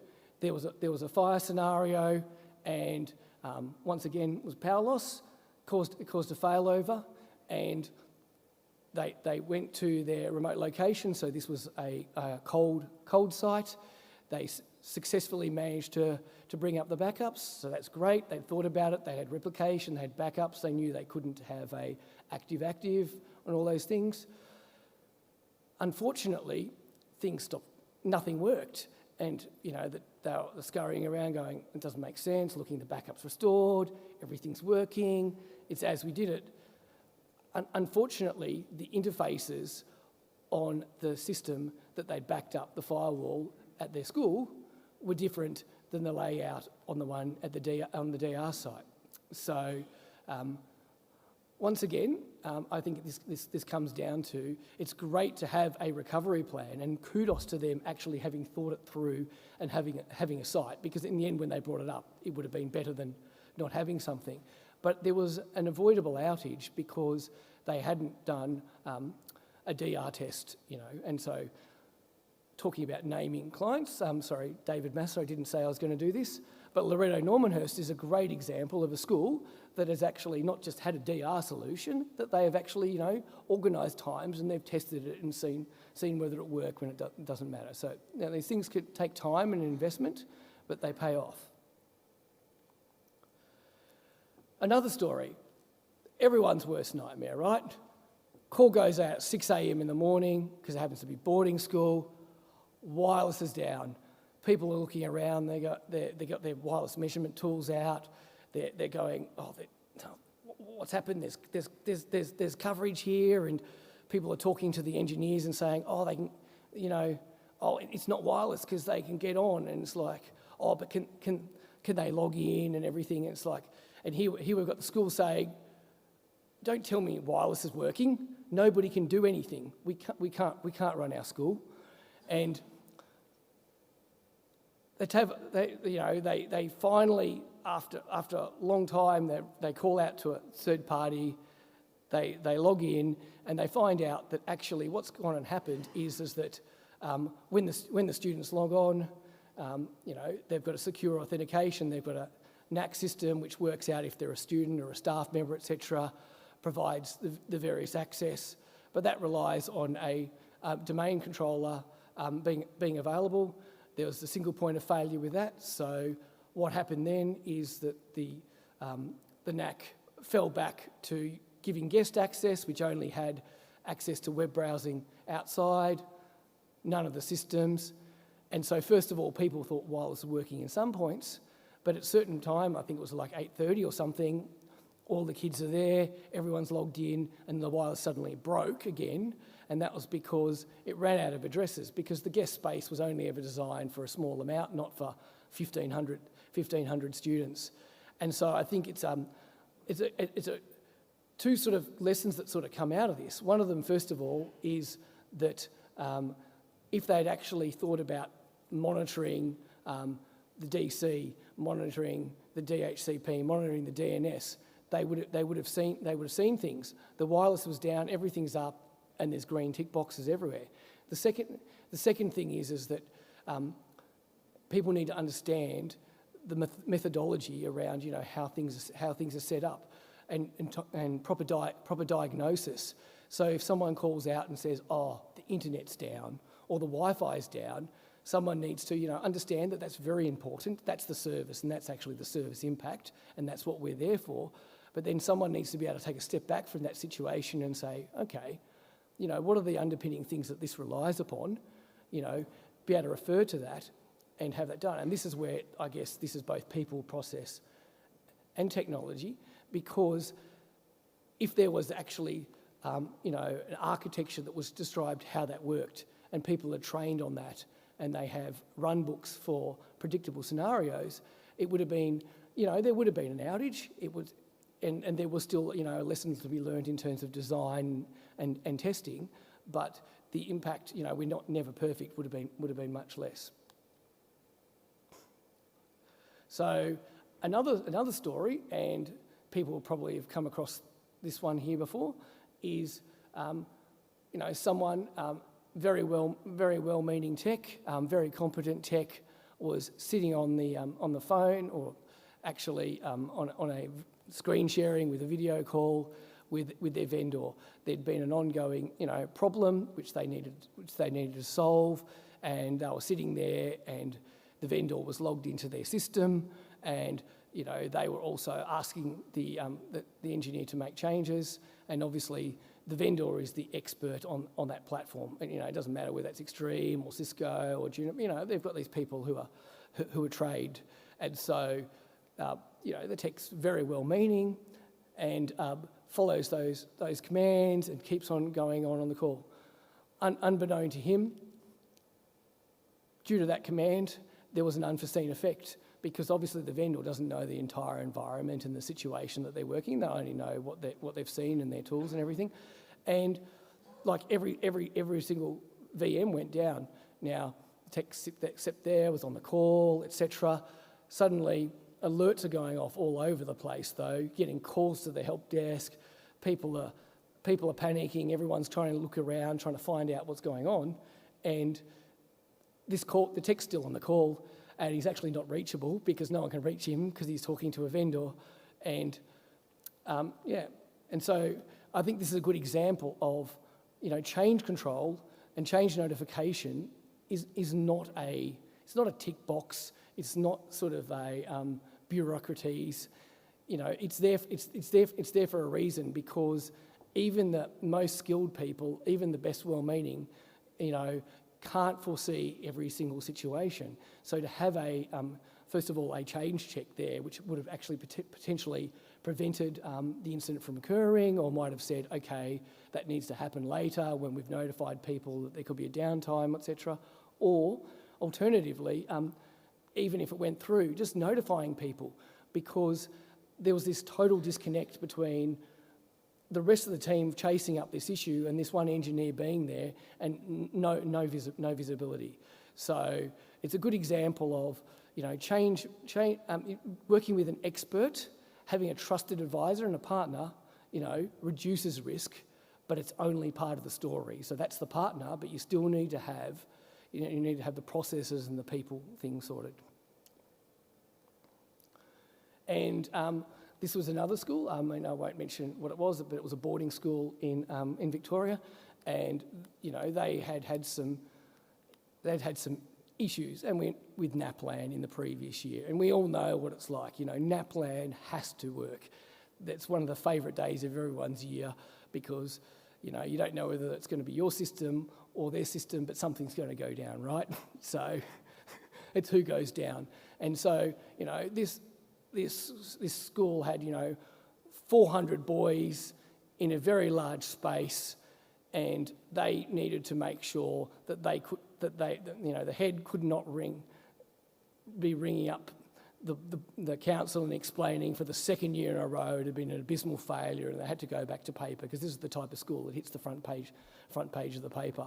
So what they did is, in a room a bit like this, they went and got four additional APs.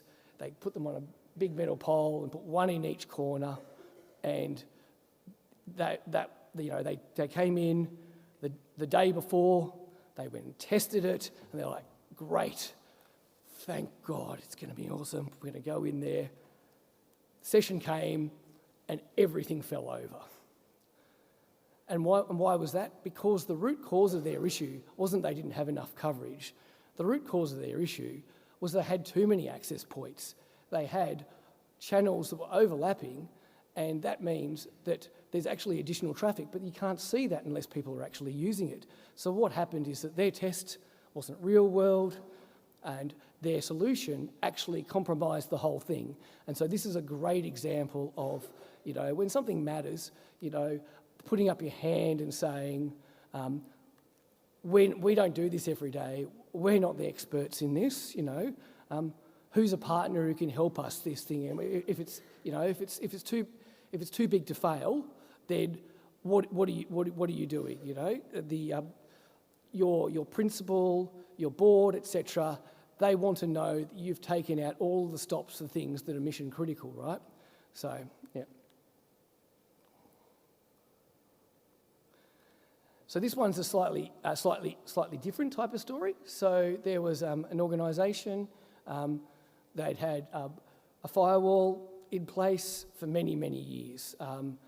Very positive ongoing experience, right? So, I think one of the biggest tests for service provision is that people can keep going, they can do the work, teaching and learning occurs, and, in this school, they happen to also be a boarding school, so, this has been up for 24/7, being worked on, relied upon, everything.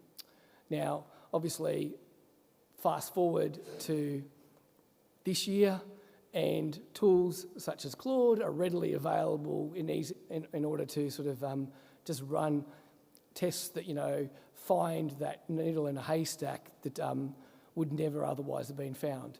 And in a couple of minutes, to the horror of the school, they found like 20 or 30 temporals, some of which went back to like 2016, so they've been migrated across from firewall to firewall to firewall.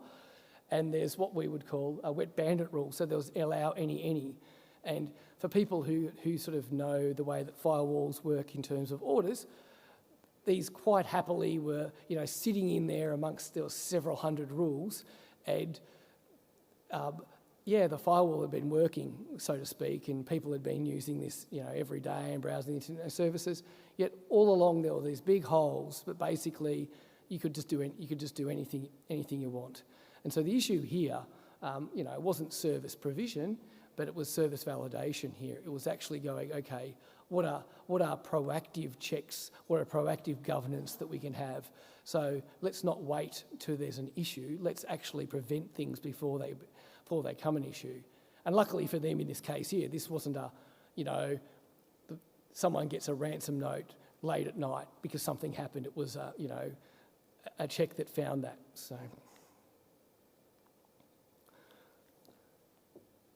So how do we implement these into like a structured approach? I think the first thing is actually to have a framework, a frame of reference to think about, and not just think it's the technology. To sort of misquote Bill Clinton, it's not the technology, stupid, right? We're not here to do technology.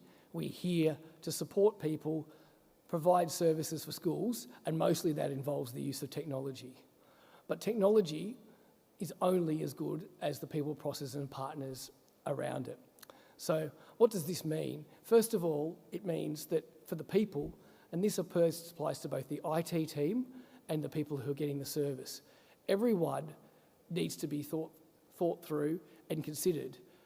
You can't have single points of failure. You need to make sure that your team has people that if someone gets hit by the proverbial bus, like I've been hit by a bus before, unfortunately, and I've also had a bike accident and been off for 3 months. So these things actually happen in the real world. So no single points of failure, but also if your people who are using this service are not consulted, have no idea, you don't actually know what their business processes or what their needs are, then you are doomed to failure from the start.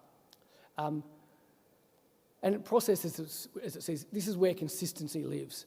Look, nobody likes process. I think, to be honest, that's not true. There's the small percentage of people who must wake up in the morning and go, I'd like to write a process.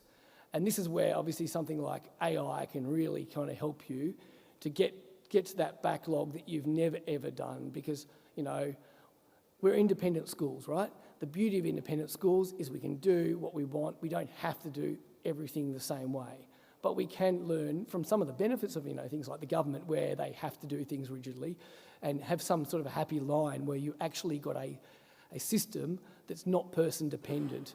That's where the governance comes in. To know that things are done the same way each and every time is a great risk mitigator. Technology, I think it's obvious here that, technology needs to be the right technology. Rarely is the wrong choice of technology the cause, but it can be, obviously, so you have to make sure you start with it. But if you get your people, process and partners together, you should never select the wrong technology anyway. And then partners, like we talked about this before in terms of the Wi-Fi side of things. This is about recognising that value for your school is not the same as cost. It's recognising that value is in enabling the service outcomes that your school needs, ensuring that teaching and learning works, that everyone else can run as efficiently as possible. And so what this means is that, the whole idea of going, okay, I'm going to buckle down and I'm going to do it myself, and that might, I want to learn it myself, and and then it might take 18 months instead of 3 months, etc. Is kind of misguided. You need to think about the big picture and where the school wants to go, and then work with the appropriate partners. So what do these transpire into some actual lessons that you can actually do? And to keep it simple, I've just got a few. So first of all, as I touched upon before, project management is not change management. One of my mantras is that a bad idea well implemented is still a bad idea. There are no prizes for motoring off a cliff in the most cost-effective and efficient way. So, and I think, to be honest, the very first thing that triggers in my mind that someone doesn't have a change plan is going, we've come up with change, we've planned it, we're training people. And it's like, oh my goodness, that is So project management is about achieving an outcome that's measurable, on time and on budget. Change management is actually about getting the business value, getting the adoption out of the change that you've done. It doesn't matter how well you implement a change if nobody uses it or it doesn't actually fix the business problem.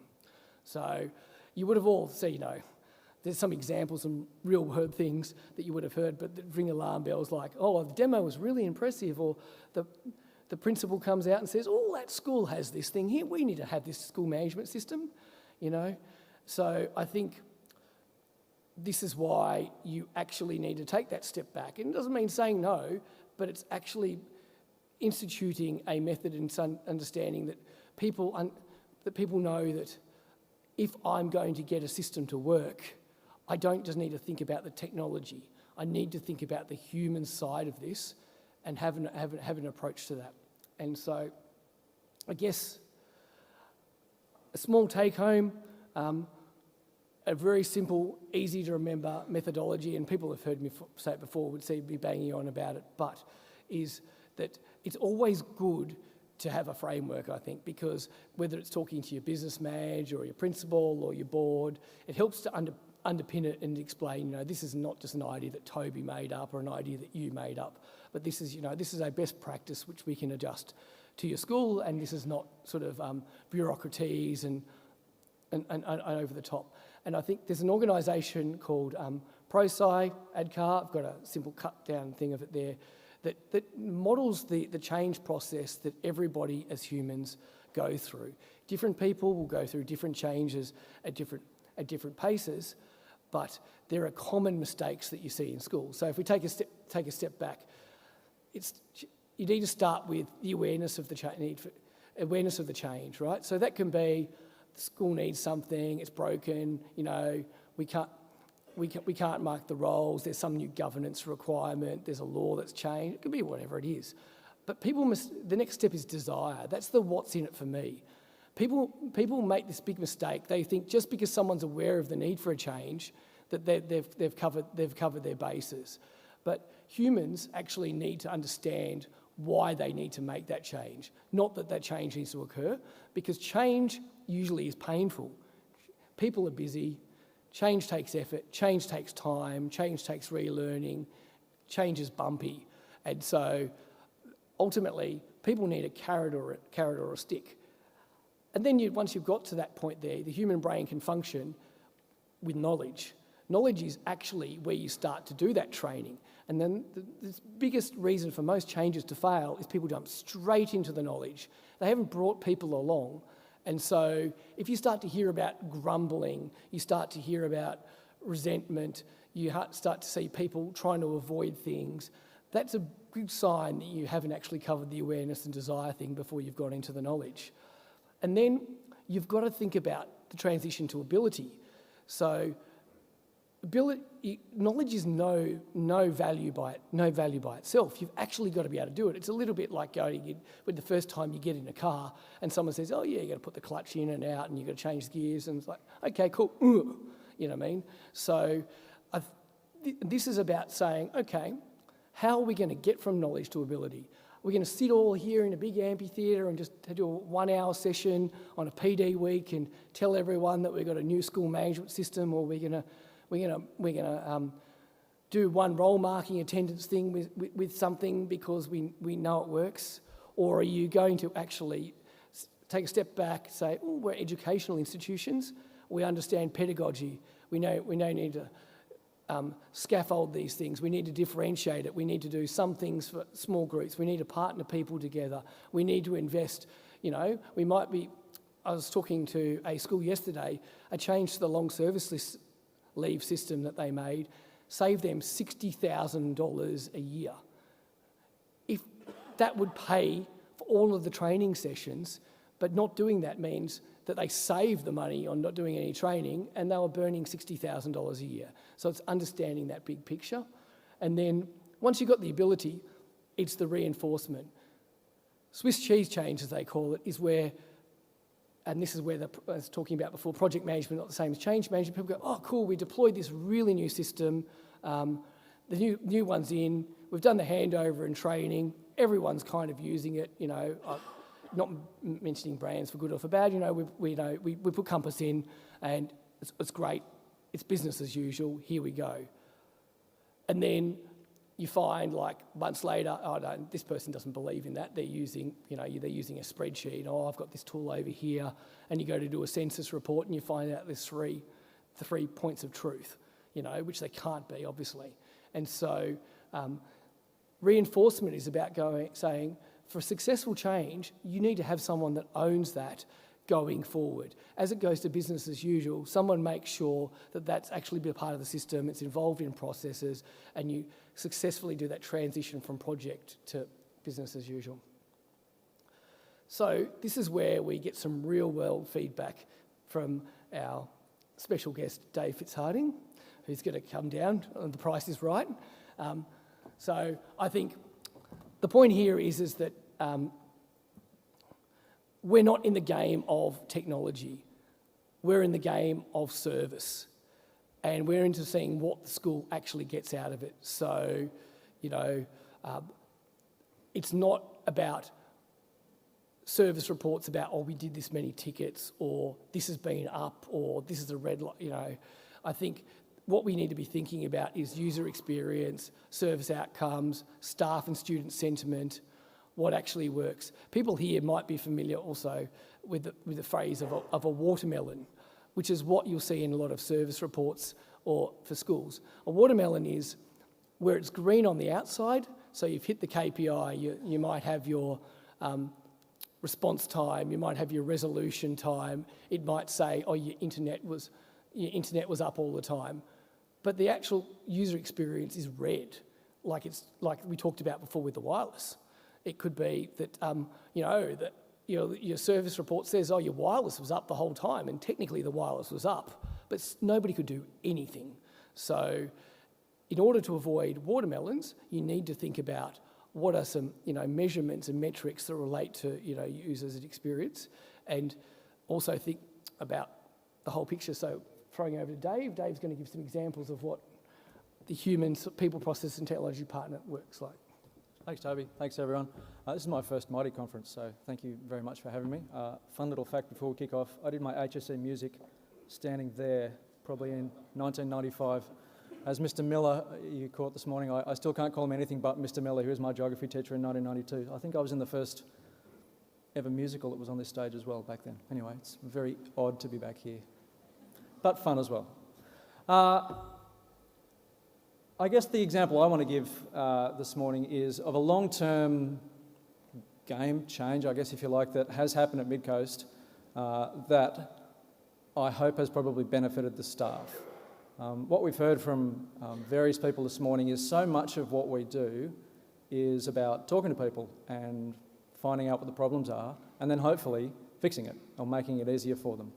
We all know that our teachers are very busy. They've got more and more things inflicted on them that they have to do. So the easier we can make their jobs, even though Toby's talk said not solving through technology, it often is through technology that we can make it better. But what we're changing there is we're actually trying to make their jobs easier to do, right? I started at Midcoast at the end of 2018. And look, for full transparency, my paycheck says net strategy, but I work full-time on site at Midcoast. I bleed Midcoast, my kids go there. When I started there 2018, they hadn't probably had someone on site probably helping teachers a lot, I don't think, in the time before that. So if I give you a snapshot of what was happening then and maybe where we are now and maybe a few steps on that journey on the way through, let's talk. So they're a Windows school. We had roaming profiles. We had folder redirection on everything that was going on computers. So if teachers were then expected to work at home, everybody can understand what happens if you've got folder redirection happening to on-prem servers. Teachers can't do anything at home. They would sign into the laptops, can't do anything. So they were finding creative workarounds to save things in somewhere on the C drive, and we couldn't back that data up in any way. But that only occurred because teachers were telling us that these kind of things were happening, right? So we went to a very simple VPN solution that teachers were then able to use. It was built into our firewall, so we had a Sophos firewall at the time. When we hit COVID and we had to do a lot more remote stuff, we built a more robust VPN solution that actually logged teachers into the VPN, then into their device. And again, that was really through being able to leverage our managed service partner and the expertise they bring. So here we are, 2019, 2020, when we hit COVID, we're still on folder redirection. Through a bunch of other things, we've done a domain name change in that time as well because the school's changed its name. It was Tari Christian Community School, we're now Mid-Coast Christian College, changed our domain name. At that time of the domain change, we saw that more and more things were going online. So sure, as well as a domain change, we'll change all the devices to Intune, we'll move over to Teams and SharePoint and try to do this all in one Christmas holiday break. But again, all of those things are trying to achieve this outcome of making things better for the staff, right? And that only comes through, like all our guys have been saying this morning, getting out, talking to your teachers. So now we're at the point of almost everything we run is online now. Hardly anything is on-prem. We still have servers on-prem, but all the stuff that our teachers use, they can access wherever they need to easily. I guess that's the key, without needing to complicate what they need to do on their devices to be able to do their jobs. Is that where we're heading? Yeah, I'm fine. Yep. Questions on any of that? No. You going to add more? Yep, I was. So I think the key one takeaway to take away from this is, so as Dave said, technology choice does matter, but it's where the technology comes from. The thing about Simon Sinek, start with why, not because this is a cool piece of technology, but what is that experience that you're trying to solve? And you won't know that unless you're doing like Dave, going around and actually finding out what people actually want. And then what happens after that is up to you. And so the takeaway is that perfection doesn't happen in a day, but like if you can just implement one people improvement, one process improvement, or one partner improvement, then you'll begin to see the benefit and begin to chip that away. So once again, if you wanted a copy of the slide deck, there's a QR code. And yep, cool. Thank you.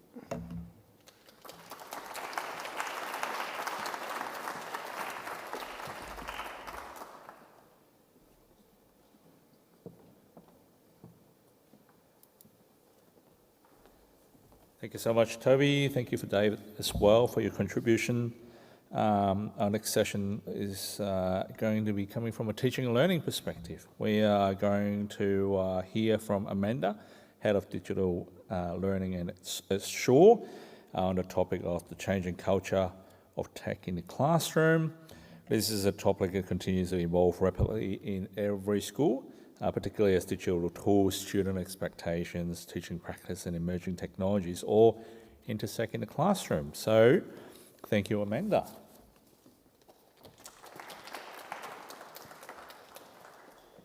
Morning all. I'll just get myself set up here kind of quickly. One of my favourite things about Shaw is thank you to Reese and all of the wonderful IT people who've gone in the AV space before him. He asked if I wanted to plug in my laptop before we started, just to double check that it would work, and to have the confidence and just go, no, I'm pretty confident it's going to work. So we'll see.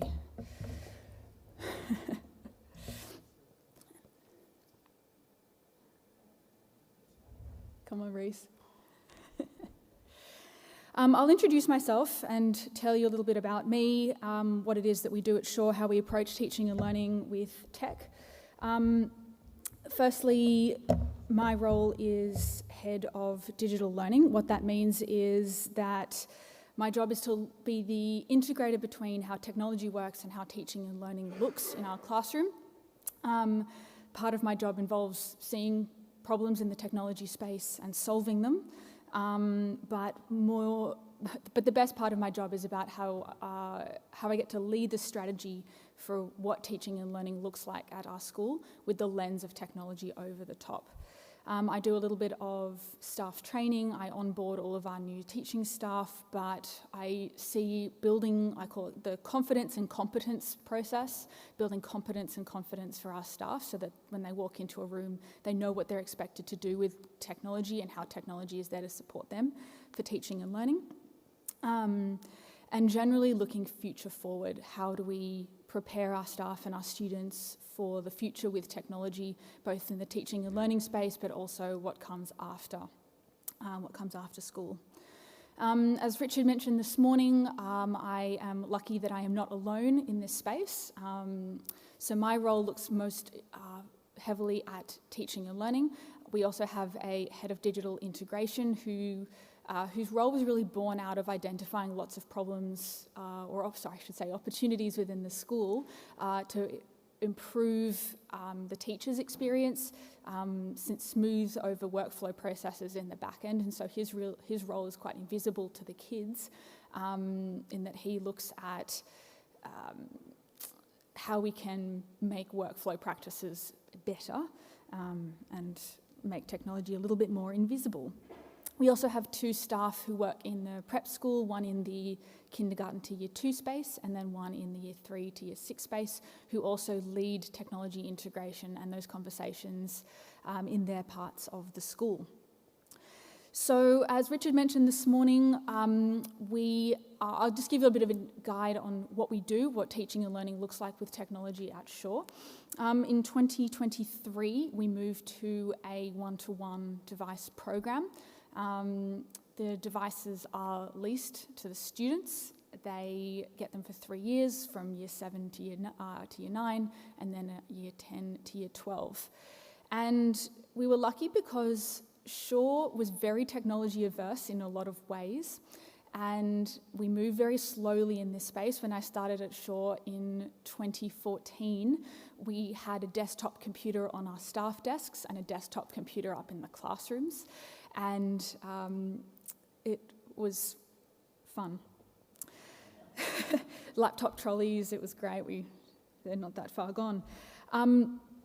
But when we moved to one-to-one devices, it really gave us an opportunity to look holistically at what it is that we wanted the student experience to be and how we wanted to build consistency for our students. Off the back of COVID, one of the things that we noticed one of the pieces of feedback that we were getting from parents and from students and from our staff to some extent was that kids were expected to be referring to, looking at and experiencing so many different platforms and tools that they weren't just managing English and maths and science, they were managing we were managing Schoolbox and some Google Slides and OneNote, and my languages teacher does everything through EdPerfect, and it was complicated.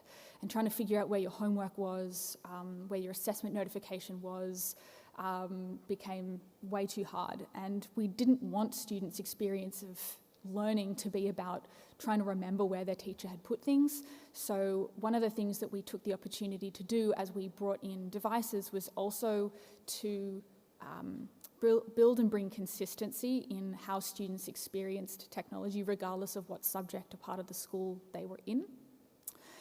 And also to do a real look at and rethink of how teachers are expected to use technology as part of their lesson. So there was a really big piece of work done that combined how devices were being used with the teaching and learning needs.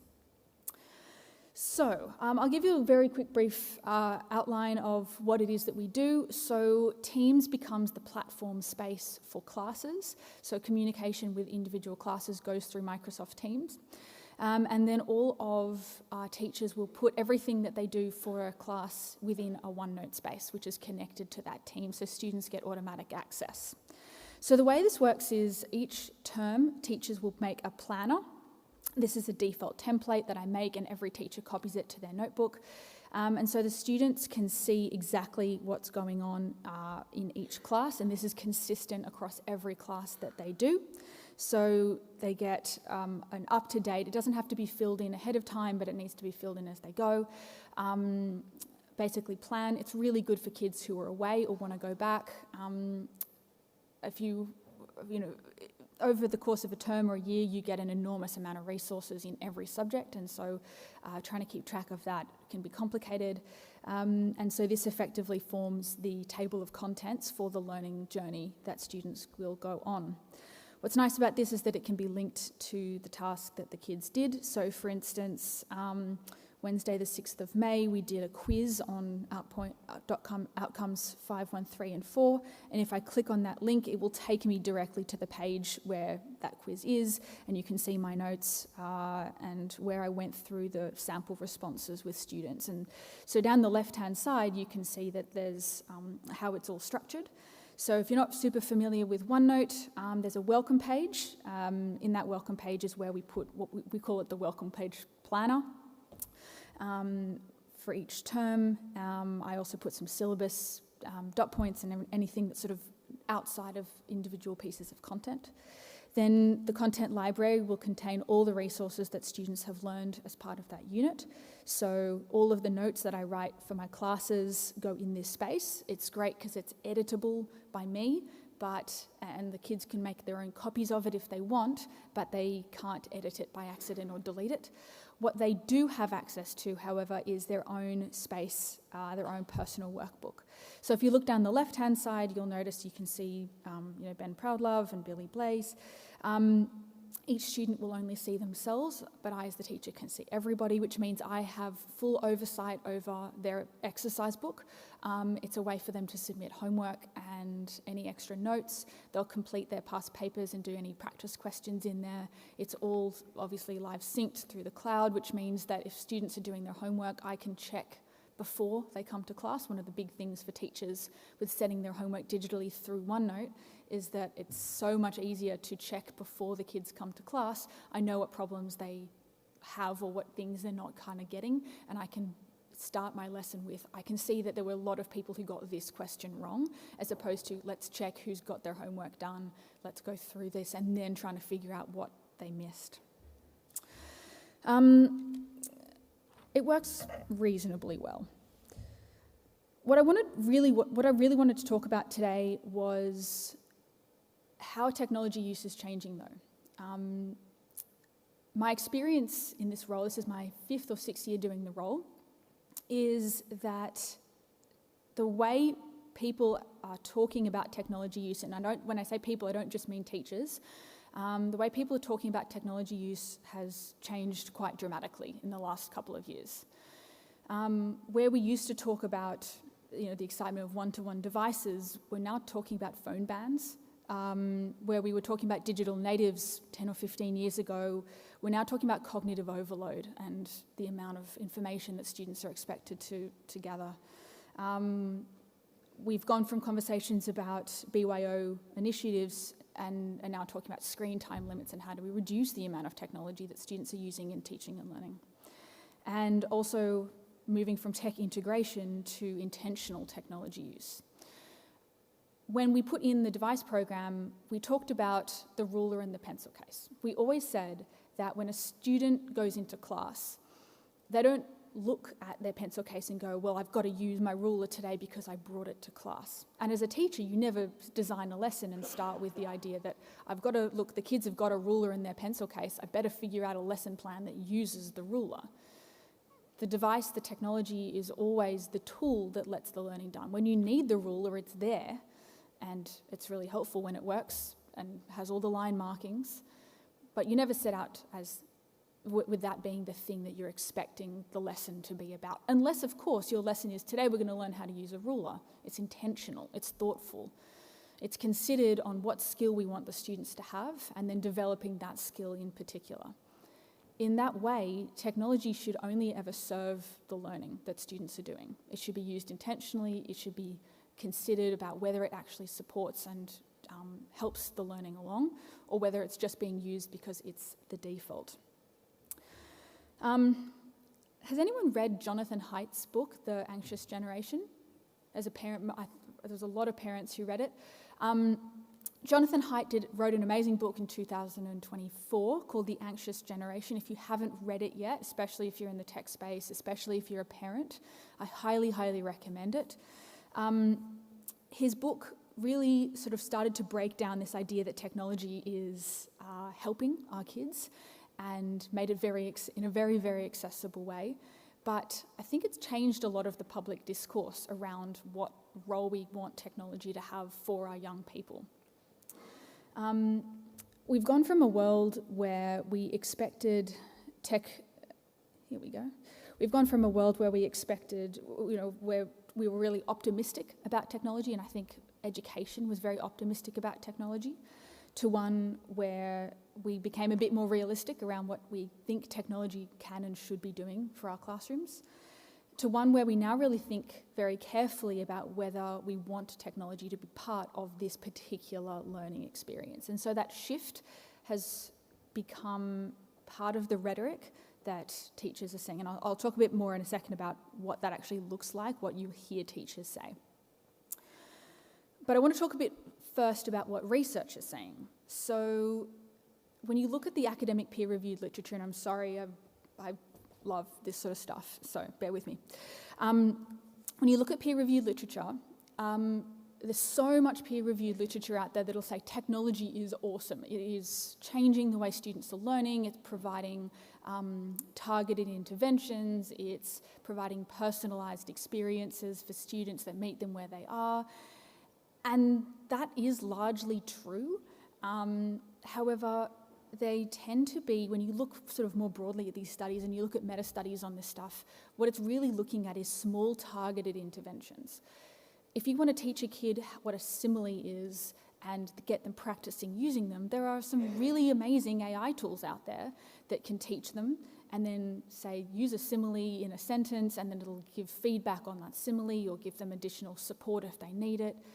And when the research study looks at it and they go, yeah, great, kids are better at similes now than they used to be after we did that intervention. The issue is that when that that you're teaching them similes and you're teaching them maths and you're teaching them grammar and you're teaching them history and your geography, and now they've spent 5.5 of the 6 periods of the day using their device, what does that look like? What is that experience like for a student, and what is that experience like for a parent? Obviously, technology is also really good from a teaching and learning perspective when it comes to accessing learning. So if a student has a disability or if they are ESL, I was in a classroom the other day observing a physics lesson. I don't know when the last time you studied some physics were. It has a whole new language. And the student was a reasonably new English speaker. And the rest of the class was offline, but he had his device open, and I actually watched his teacher be like, Charlie, put your device away. And he's like, sir, I'm just using it to help me translate stuff. Because for him, there was so much new language in particular that it was his way of accessing the class that made it a lot easier. And technology is great for that. VR experiences are cool. I've been to quite a few meet and greets with VR people who will put you inside a cell, or will put you walking along the Great Wall of China, just experiences that you couldn't otherwise have, and that's awesome. But again, it's targeted, it's thoughtful, it's what exactly am I wanting students to do, and then using technology to do it. Couldn't agree with Toby more. Technology is there to serve a particular purpose. I think every one of these examples is really grounded and works because it's small scale, because the teacher knows exactly what it is that they want the students to walk away with at the end of the lesson, and because it's been well thought through. Where you get the problem with technology use in the classroom is when it starts to become 5 to 6 periods a day, justified by the statement that students need to be competent with technology. We're trying to prepare kids for the future, and therefore we need them to know how to use technology because they need to be ready for work, life, university, whatever. That becomes a problem. What are teachers seeing? So the next question is then, what is the lived experience of teachers? I'm actually in the middle of a digital technologies review at Shaw. I have the opportunity to go into classrooms to talk to teachers. I'm going to be visiting other schools, looking at peer-reviewed research and effectively trying to answer the question, what is best practice? But I spent most of the last 2 weeks of last term sitting in other people's classrooms and looking at what technology is being used and how, and then interviewing people on what their experience is of using it. And when you talk to teachers about technology, you get sort of 2 ends of a spectrum. You get the people that go, I could not teach as well as I do if I didn't have this tool or I didn't have access to this technology. It makes homework easier. It means I can access my students' notes. I can let them learn things and have experiences, create stuff that they couldn't do if we were pen and paper only. That's one end of the spectrum. The other end of the spectrum, which is pretty common, is a very, very consistent theme, which is distraction. Distraction is huge. We use LineWise, and LineWise gives us our digital distraction reports, and looking at those digital distraction reports, we get consistent themes of kids who are gaming, doing online shopping, gambling, streaming services. This is happening during the regular school day, and LineWise helps us identify and deal with that. But the other one is pop-ups. We use Teams as a school, and while we've blocked students from talking to each other through Teams, teachers will regularly message students through the day, and we've been trying to stamp that out. But kids are constantly getting pop-ups, notifications about information through Schoolbox, through Teams. And I mean, you know how many text messages you've gotten since my presentation started. You know how many emails have come through. Those notifications do take you away from that moment, and it takes you a second to get back in. Oh yeah, what were we talking about again? And that's kind of a problem when it comes to learning, when you want kids to get into the flow state. So most teachers will tell you that at the moment, devices are just really distracting for kids. But what are parents telling us? I am a relatively new parent of a child in school. I have a son in year 1.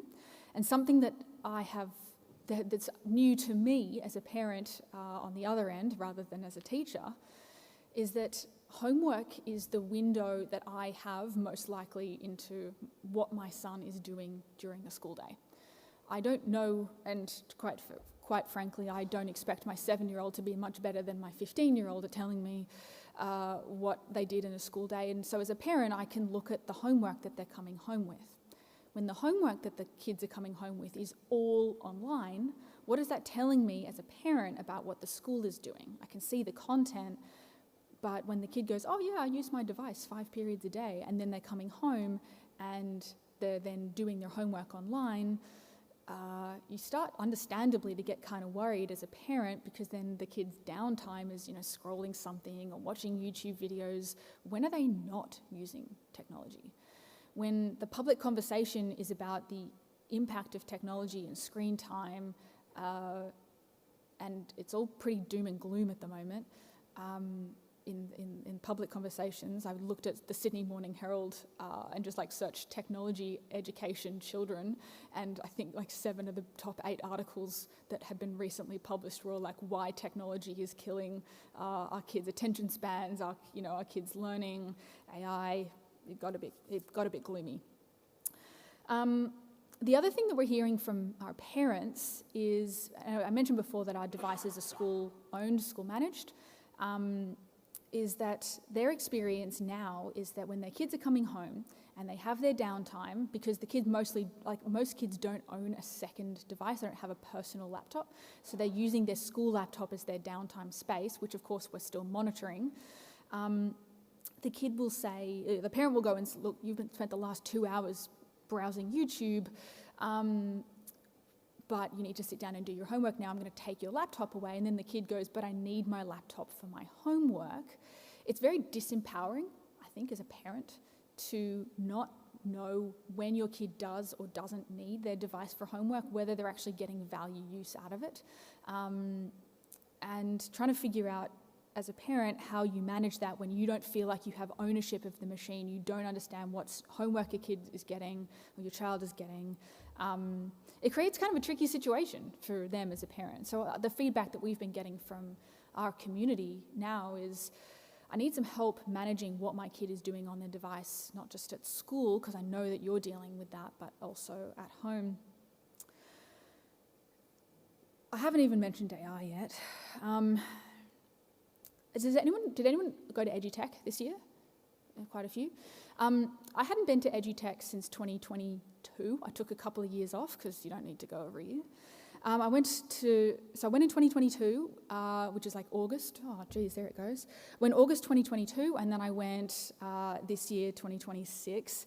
So August 2022 was about 4 months before ChatGPT was released. So I spent a long time looking at the program for EduTech this year, and was really blown away by just the quantity of conversation that was all about AI. That really did surprise me, because my sense was that the conversation was a little bit wrong. I don't know if anyone else got this. A lot of conversation about productivity gains, a lot of conversation about automating workflows and making things more efficient, scaling tools across systems. What wasn't being talked about at EduTech this year was how do we use technology well, and when is it better to turn it off? Now, don't get me wrong, like, I know what EduTech is. I don't expect everyone to be going into EduTech and going, we should turn off our laptops, but sometimes that's actually the better decision. And I felt that that conversation was missing. There seems to be this underlying assumption, though, that technology is good, and that what's the problem is how we're using it. So in education, sometimes the best way to teach something is to close the device and to teach it old school. Sometimes old school is awesome. But I want to talk really quickly, and this is where I actually wanted to get my OneNote pen out, about AI, because I think this is a useful way to frame what and how we're thinking about technology use, specifically in AI at the moment. So I give this presentation to our students. We have a subject in Year 7 called Foundations, where we teach them what we call the foundational skills of learning. That's organisation, that's technology. But we talk about what role AI has to play in the learning that they're doing. So what I always tell them is this. I say, learning starts with productive struggle. So you need productive struggle, and you need effortful thinking.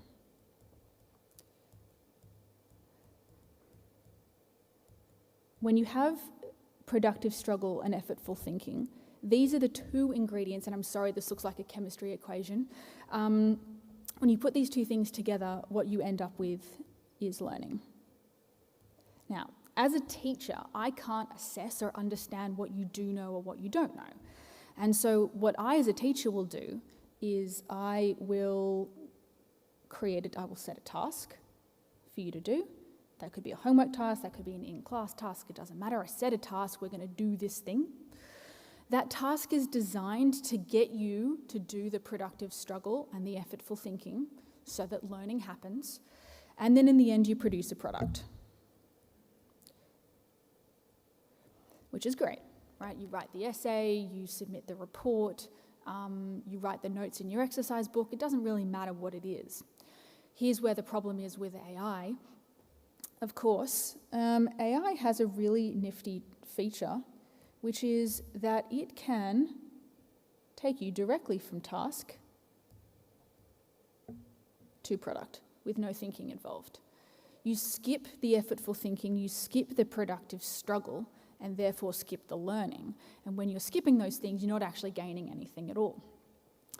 I talk a lot with my kids about this. When do you use AI? When do you not use AI?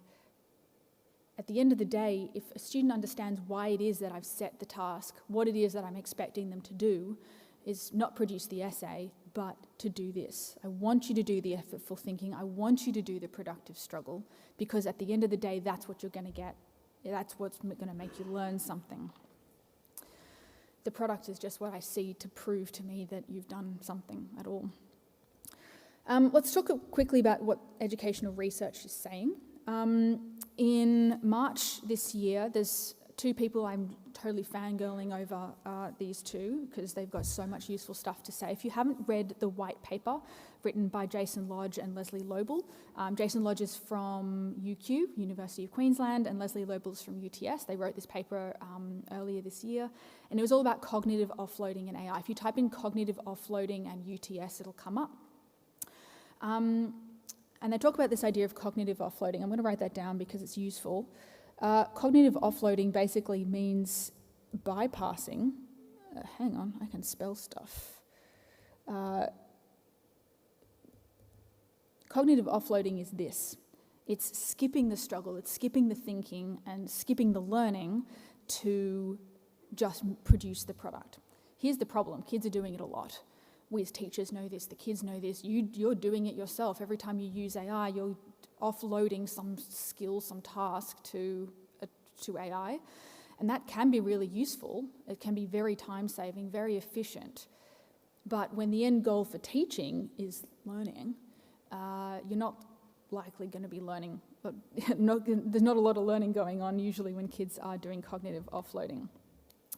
So Jason Lodge and Leslie Lobel talked a lot about how when you're given a task, and you can think about that with regards to your own work or a student task that a teacher might set, there is a degree of expertise that's required to know what parts of the task can be offloaded. So I use an example of an English creative writing task. Let's say you're a kid, your English teacher has given you a stimulus, a picture, and they say, write a creative, 500-word creative piece. We're going to talk about how to write a story. Is it okay if you ask for ideas? Give me ideas for a story I could write. Is it okay if you say, help me develop this character? Is it okay if you say, help me create a plot line? Is it okay if you did all of those and you came up with the story, the plot, the theme, the problem, the conclusion, and then dumped it into AI and said, write me this story? What's being offloaded? Is that too much? What is the student actually learning? What if you wrote the whole story yourself, came up with the idea, wrote the story, and then dumped it into AI and said, fix this grammatically, or give me suggestions and feedback on how how it could make my story better? I think every teacher needs to have this conversation with their students all the time, because at the end of the day, if a teacher isn't making visible exactly what it is that they want the kid to learn, be that I want you to learn how to edit, or I want you to learn how to come up with, develop a plot, or develop characters. If the teacher isn't being explicit about what it is that they want, then the kids don't know what parts of the task are okay to offload and what parts aren't. It takes a bit of expertise, and as professionals, you have a sense of that, but kids don't. Matt Bauer from the University of Macquarie has done a lot of work on AI and assessment. The general consensus at the moment in the education space is that AI plagiarism checkers are terrible. Don't rely on them. There's lots of creative ways that teachers are thinking about how do we still assess in the age of AI beyond the basic pen and paper closed book. For the record, Shaw is doing a lot of pen and paper closed book. We're working on it. The last one that I want to mention is a researcher. Her name is Dr. Danielle Einstein. She's also from the University of Macquarie, and she's an educational psychologist. A lot of her work has been on this idea of intolerance of uncertainty. Intolerance of uncertainty and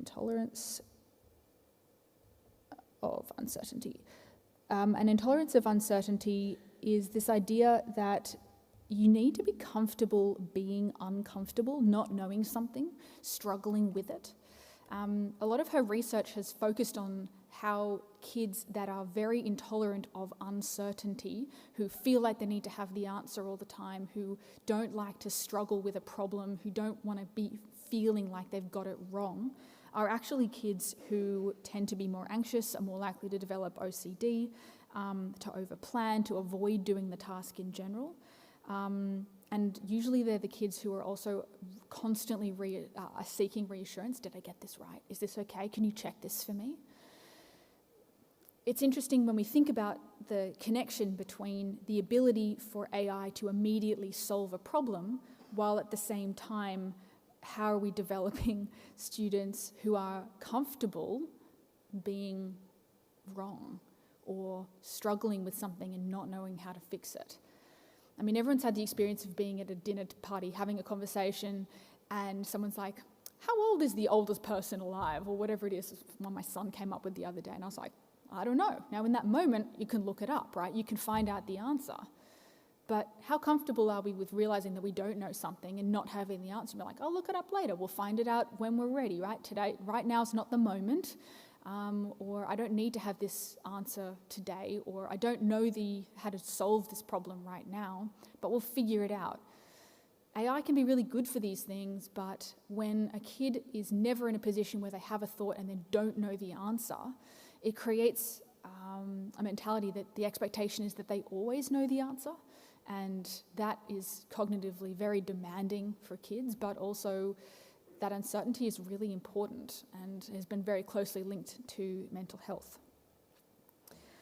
So what's actually happening at Shaw? As in, what does this look like in classrooms?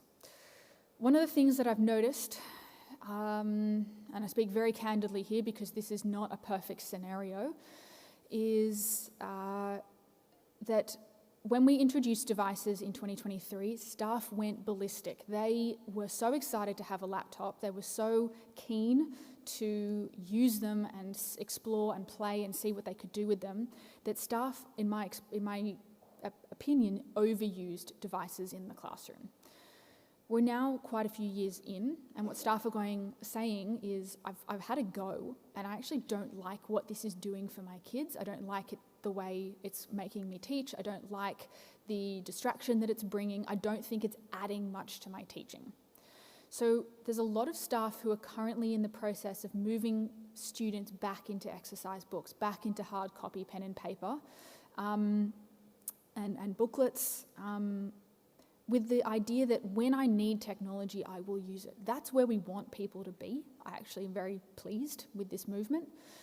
It's more hunkered down in the junior years, so year 7, year 8, year 9 are more pen and paper now than they have been for the last few years, with a bit more flexibility given to the senior years as students have a little bit more engagement, but also the ability to control themselves a little bit more. As a school, we're doing a lot more targeted teaching of technology skills, thinking through when exactly we're teaching, how do we teaching PowerPoint, when are we teaching Excel skills, actively and proactively teaching students this tools that they need in order to be successful. We had quite a few experiences where a department would say, we want you to do a presentation and make a PowerPoint presentation, but they didn't realise that kids had never used PowerPoint before. So we now map those out across the school and make sure that students have been taught the tool before they're expected to use it to show their learning. Something else that we've noticed is that one of the things I said at the beginning was that the whole system of Teams and OneNote was designed so that there was more consistency between departments. We've started to move away from that a little bit, and so a piece of work for us going forward is going to be how do we move back and ensure that students are having a more consistent experience. I'll give you an example. Our maths department is awesome. They have created a bit of a scaffold. Here's what year 7 learning looks like with devices and without it, all the way through. So they have made a plan for what year 7 and 8, learning in maths, year 9 and 10, year 11 and 12. And that's awesome, but the kid in year 7 maths doesn't care if the class next to him is doing the same. He cares if my maths class matches my geography, matches my English. And so one of the things that we need to work on as a school is continuing to ensure that we focus on the student's experience and not focus on the teacher's experience, so that kids are not investing time thinking about the tool, but time thinking about the content, and the tool just becomes the background. The other thing that's a little tricky at the moment is, and I'm sure you've all experienced this, is that technology has started to become a scapegoat for all the skills that kids don't have. I've sat through so many conversations where a teacher will say, but the kids don't know how to handwrite anymore. And you're like, okay, well, who's teaching them handwriting? The kids can't persist through a task. All right, well, you're giving them tasks that they have to persist through and then scaffolding how to do that. It's very easy to say, well, they can't scaffold, they can't persist with the task, or they don't do handwriting because they're always using a stylus, or they're not, showing a lot of enterprise in how they solve problems. Where are the tasks that we're creating that do that? It's very easy to say, well, technology is breaking, creating those problems, and I'm sure it's part of it. But it's worth being aware of that. I think that there's a sense at the moment that technology is the root of many things that are going wrong in education. And it's a factor, but not the factor. So, what comes now? Firstly, we're moving back towards a culture where offline tasks is the default. unless there is an intentional reason for using the device. If you're turning it on, you have to know why you're turning it on. We're mapping how tech skills are being used across the curriculum and looking to do that all the way through. So, by year 2, we want kids to have these skills. By year 5, we want them to have these skills, and looking at how we teach them those skills integrated within the curriculum rather than as standalone sessions. And something that I've talked to a few people about today is this idea of best practice.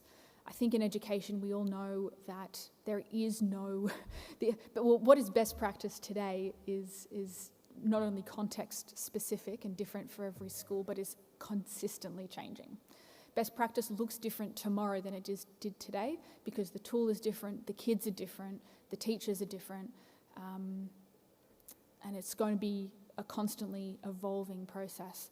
When we put our devices in 2023, I was pretty confident that what we were doing was best practice at the time, but we're in 2026, 4 years have gone, practice has changed, best practice looks different now. And then the last one would be that we need to be constantly reviewing and updating our policies to match our governance and what that looks like. Thank you to Richard, who is the risk and governance guy. Toby said that there's no one who wakes up and wants to write processes and policies. That's actually Richard. No, he's shaking his head, but it's true. And consistently updating and looking at our usage, both as an organisation, what do our non-teaching staff and what do our teaching staff do, and also what do our students do. I've got 4 key takeaways to finish because I'm hungry, I'm sure everyone else is. My 4 final things. What does this mean for someone who works in the tech department in ICT and tech services? The first one is I would like everyone to go and have this conversation with your school. Understand what your school's position is, what it is that what the challenges are with teaching and learning with technology in the classroom now. Make sure that you're really comfortable with what challenges your teachers are facing, not just from does this turn on, does it work, but like a bit more of a scientific approach to what works for teaching and what are you finding at the moment with your kids. My next request would be go into classrooms. When was the last time you actually went and watched a lesson? Even 5 minutes makes a huge difference. Go in, see how technology is being used, have conversations with teachers about what you're seeing. Go and observe actual classrooms with kids using technology as much as you can to get a sense of what's working, what's not, but also how teachers are thinking about it. Number 3, teachers need technology to be invisible. I've mentioned it a few times. Delays, dropouts of even seconds do matter. You could feel the awkwardness of I'm sitting there, I've plugged it in, I'm waiting. Consistency is key. If I know it's going to take 2 seconds or 8 seconds every time to plug in and come up, that's fine. It's when it takes 8 seconds one time and 40 seconds another that things start to get awkward. And the final thing is, when do tools match the learning? So at the end of the day, it's always about what problem am I trying to solve? What learning do I want students to do? And then how do I get technology to match the learning that the students need? Starting with what outcomes, what am I assessing, what's important, what do I think kids need to have in order to be successful for the future? And then finding tools that support that, rather than saying what tools have we got and how do we make sure that we're using them in the classroom. I'm happy to take any questions if anyone has anything that they want to know. I'm very happy to talk about where we're failing as well as where we're succeeding, because it's always an ongoing journey. But thank you very much.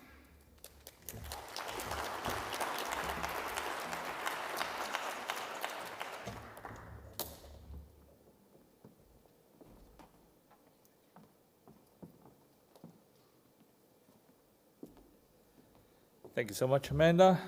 It's great to learn more about how you're thinking in the learning space, and it's such a great idea to go into classrooms to understand from a teaching perspective what role does tech plays and how we as the tech people can support that space. in the evolving space. Oh, as Amanda pointed out, it is lunchtime. So please, again, take this opportunity to network, to visit our sponsors, to talk with them and to talk with each other. We are coming back here at 2:25, so just over an hour and 15.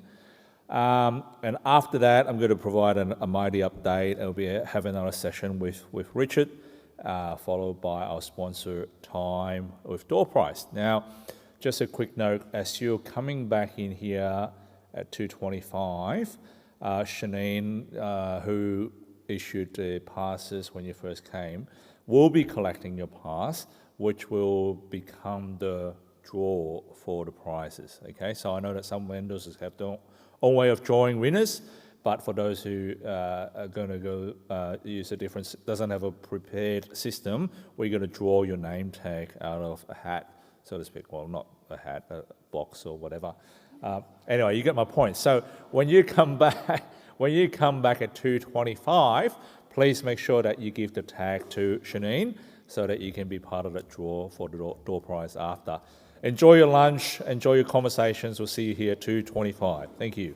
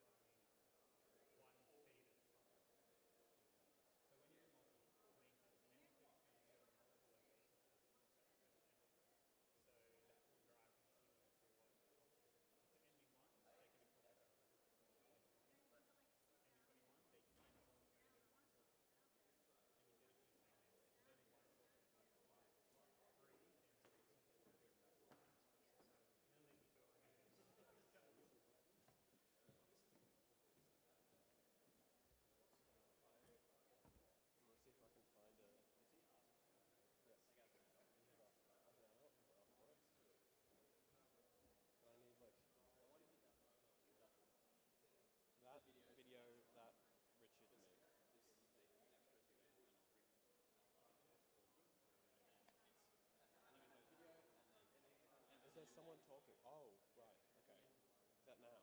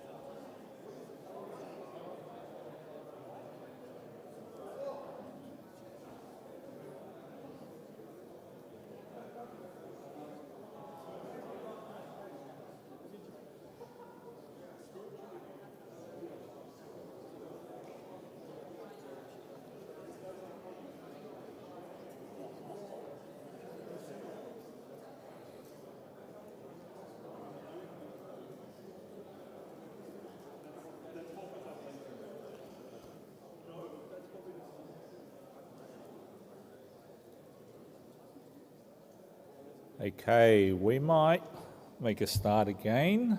It's now 2:26. Welcome back. I hope you all had a good feed. I certainly did, and it was really lovely to have some good conversations with some of you whom I may not have met before. So thank you for. I hope you two also had the opportunity to chat to artists and also visit some of our vendors or sponsors. But yeah, welcome back. Hopefully you won't hit with the food coma too soon. I know we're going to say some thanks towards the end of the day, but Richard, if you wouldn't mind passing on our thanks to the catering team, that would be great. I think we all agree, I hope you join me in agreeing, that we've been really well looked after, well fed, with delicious food, so thank you. So I'm just going to give a very brief update on Mitie now, and then I'm also going to give a couple of plugs on a couple of events that are coming up before we go into Richard's sessions. For those who, I'm hoping that by now you would have find out what Mitie is about and what we really stand for and what the value is. But particularly for those who are new, as you would probably find out by now, our purpose is simple. Mitie exists to connect ICT professionals in independent schools so that we can share, support and grow together. We are vendor neutral.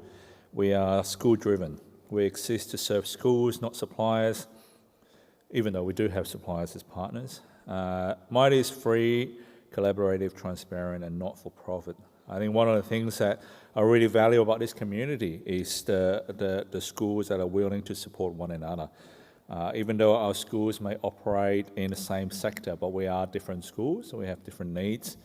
We solve problems differently. What I love about the Mitie community and the forum is that we exist to support each other as opposed to some other elements may see schools competing against each other, but I find it really encouraging that in the IT space, certainly through channels like Mitie, it's a great space to collaborate. I think at the end of the day, we all agree that we want to see tech used well to support teaching and learning, and I think that a forum like Mitie does provide that good channel and opportunity to do that well. So thank you for your part in it. If you know of anyone else who are not part of the Mitie community, please do encourage them to join. As you know, it is free to participate in forums. Yes, there is a cost to come to conferences, just more so allow us to provide support material or food to have these events run well. But yeah, please do. And as I was talking to Richard earlier, you know, his team's keen to speak more or have more opportunities to speak. And I'd like to encourage everyone here to really think about how you may want to contribute. So if there's a space that where you're working and you felt like you have done well, or even if you haven't done well and like to share that journey and experience with others, please put your hand up. We want to hear from you. We can always learn from each other, whether they are good stories or bad stories. So yeah, keep that in mind. There's no hierarchy as to who can or cannot speak. I think that the other thing about Mitie is that it's a good opportunity for people to get their hands on and be involved and see it as an opportunity to connect, see it as an opportunity to present, and see it as an opportunity to share. Mitie, we've been doing quite well. Brenton is the president, as you may know. He's currently on long service leave, but you know, together as the committee, we are striving to see Mitie continue to grow and an opportunity that we can add value to you. We love any feedback you can provide us. How do we continue to improve the way we do better in conferences, or where are some of the other community or community member benefits we can look into offering. We're not in competition with any other organisations. We are there to fill any gaps and really working again collaboratively with other organisations. So, yeah, if there's any feedback you can provide us, please do let us know. I don't know if Shanine is in here. She's been going around collecting name tags, but I do want to acknowledge Shanine. Shanine is she's the only paid person in the Mitie committee, but as you may or may not be aware, it's a huge amount of work that is involved in organising events like this. So I do want to publicly acknowledge, and if you see her outside, please do thank her. She works very, very hard. I don't know,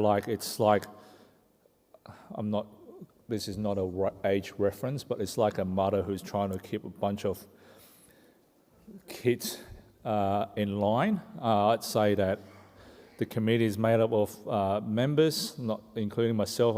I won't say that about myself, but good value people with lots of good gift, but trying to wrangle all these guys together to do things, it's quite challenging. So having a motherly figure in there to keep us in line is a good thing. So, and because of that, we also have a lot of success stories in terms of conferences. As you may be aware, we are now having conferences in WA most recently.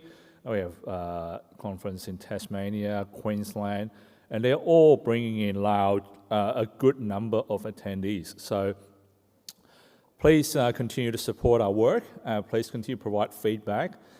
Anything that you feel could be something we could think of to continue to improve in that space, we will much greatly receive and appreciate it.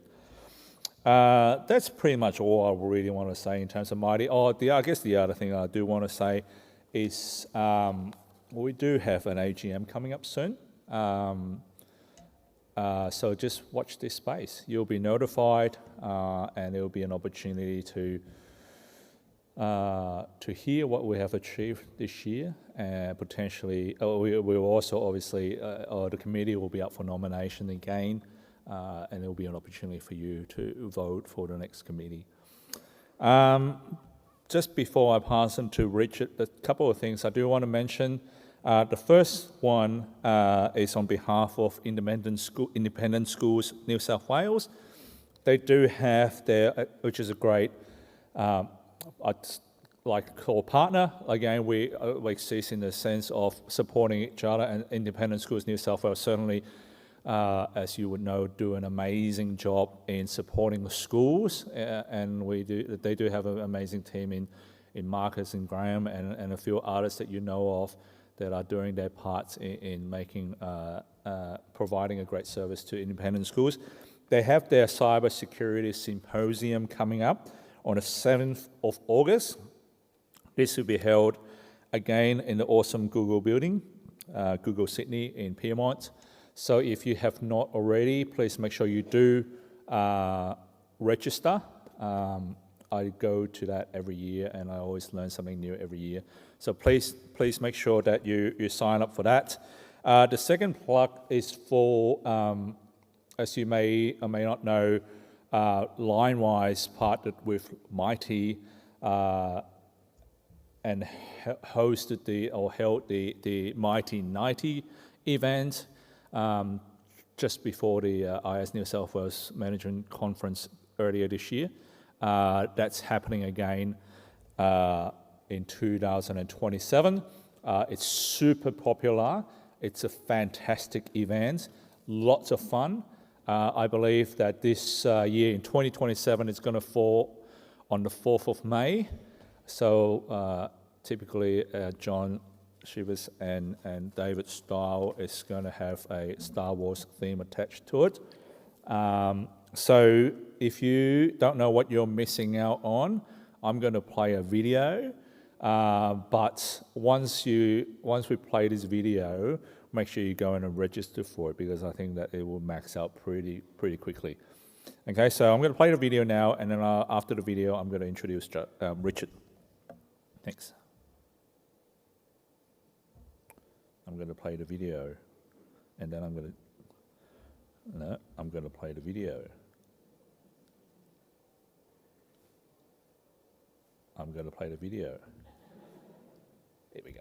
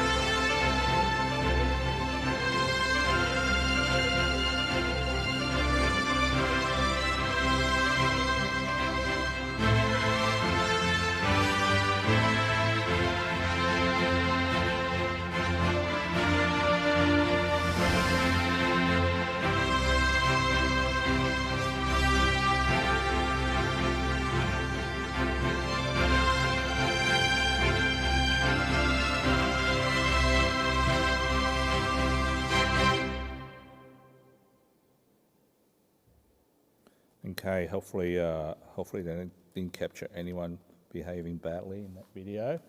But yeah, please do register. And on that exciting note, I want to introduce our final main session for today.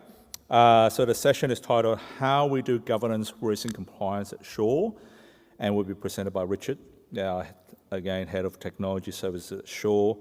Governance, risk and compliance are becoming increasingly important for all of us, particularly as schools navigate cybersecurity, privacy, operational risk, vendor management and growing expectations placed on technology team. So look forward to hearing this more from Richard. Thank you, Richard.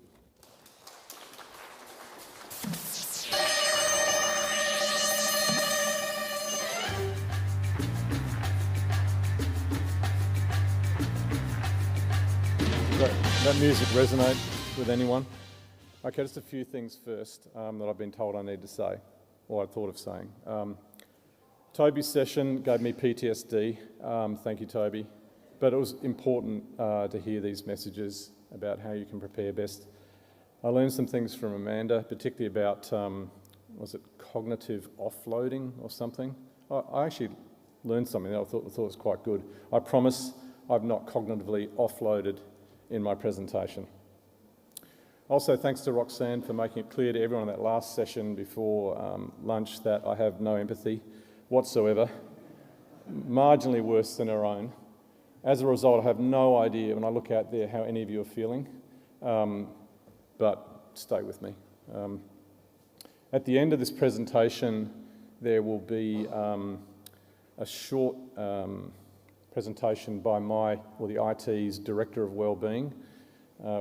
We suffer so much that we actually need this role in the team, and Alex is going to lead us in a bit of a fun exercise, so look out for that.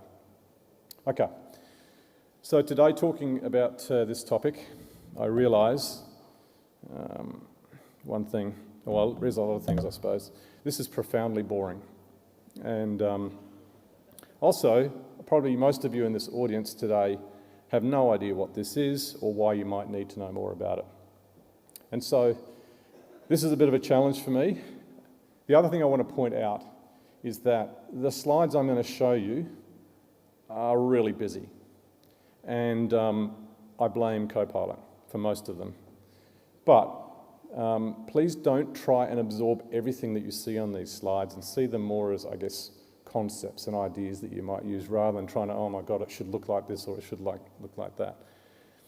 About halfway through the presentation, I'm going to stop.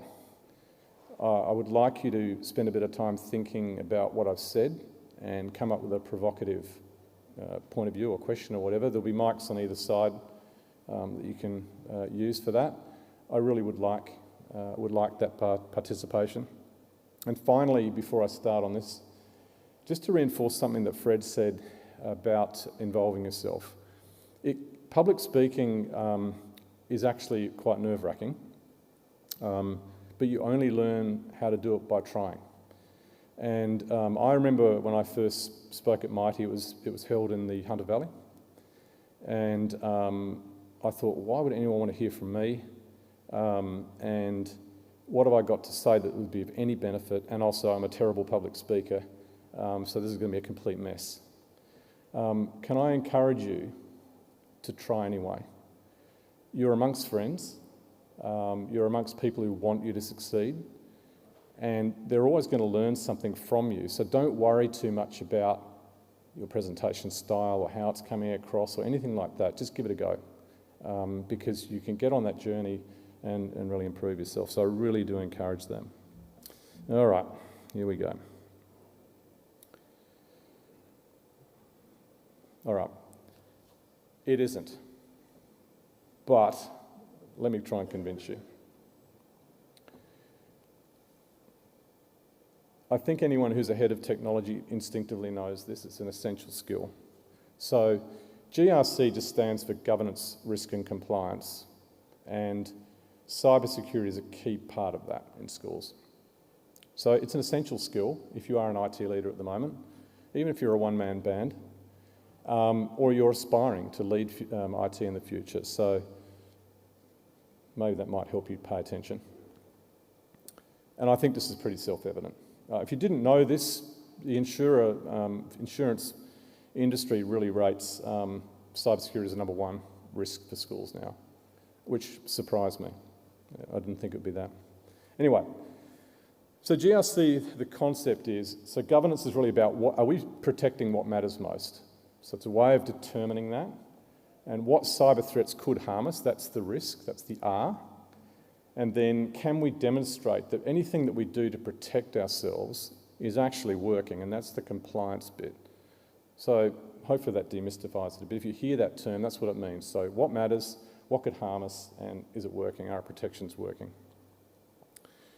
As technology practitioners, I've fallen into this trap.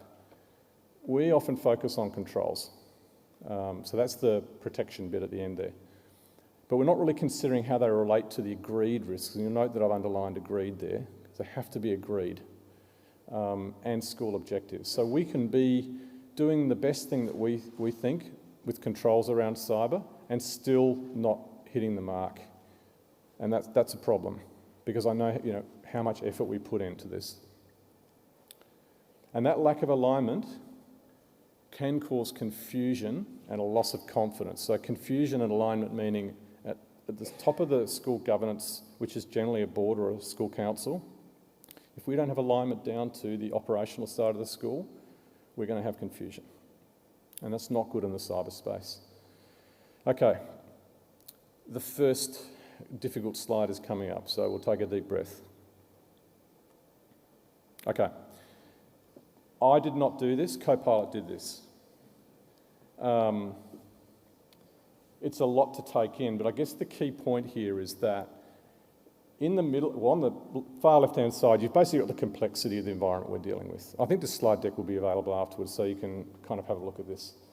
And in the middle there that I've highlighted, you've got the controls that you choose to put in. These are things that are protecting you. So there you can see it's grouped by different types of controls, and then a kind of an indicator of how you measure their effectiveness. And then in theory, if you're doing that well, your confidence in your governance bodies, council, executive, etc., increases because they can see that you've got controls in place, and that's a good thing. So again, Copilot, this is not a sponsorship thing for Microsoft, but I think it was 2 sentences I gave Copilot and it came up with that. It's pretty good. It's actually pretty good. There's sort of a lot of marketing spiel there, which I don't kind of relate to because of my people and feeling strengths, but yeah. So with that in mind, that control bit, defining and implementing controls, I think this is the kind of bread and butter of what we do in IT, but I just want to dwell on it a little bit. So they address risk. Remember, risk is things that can cause harm. So we attempt to control these risks by reducing the probability and severity of damage, okay? And or deterring or disrupting threats. So what we're trying to do is we're trying to stop it before it ever happens, or if it does happen, we're trying to reduce the impact.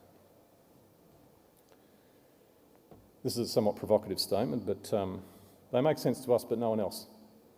So you can talk about your best DKIM strategy for your email security, you can talk about your best network segmentation, you can talk about your best simulated phishing campaigns, and they're going to be looking at you, nodding their head as though they understand everything, and they absolutely understand none of it.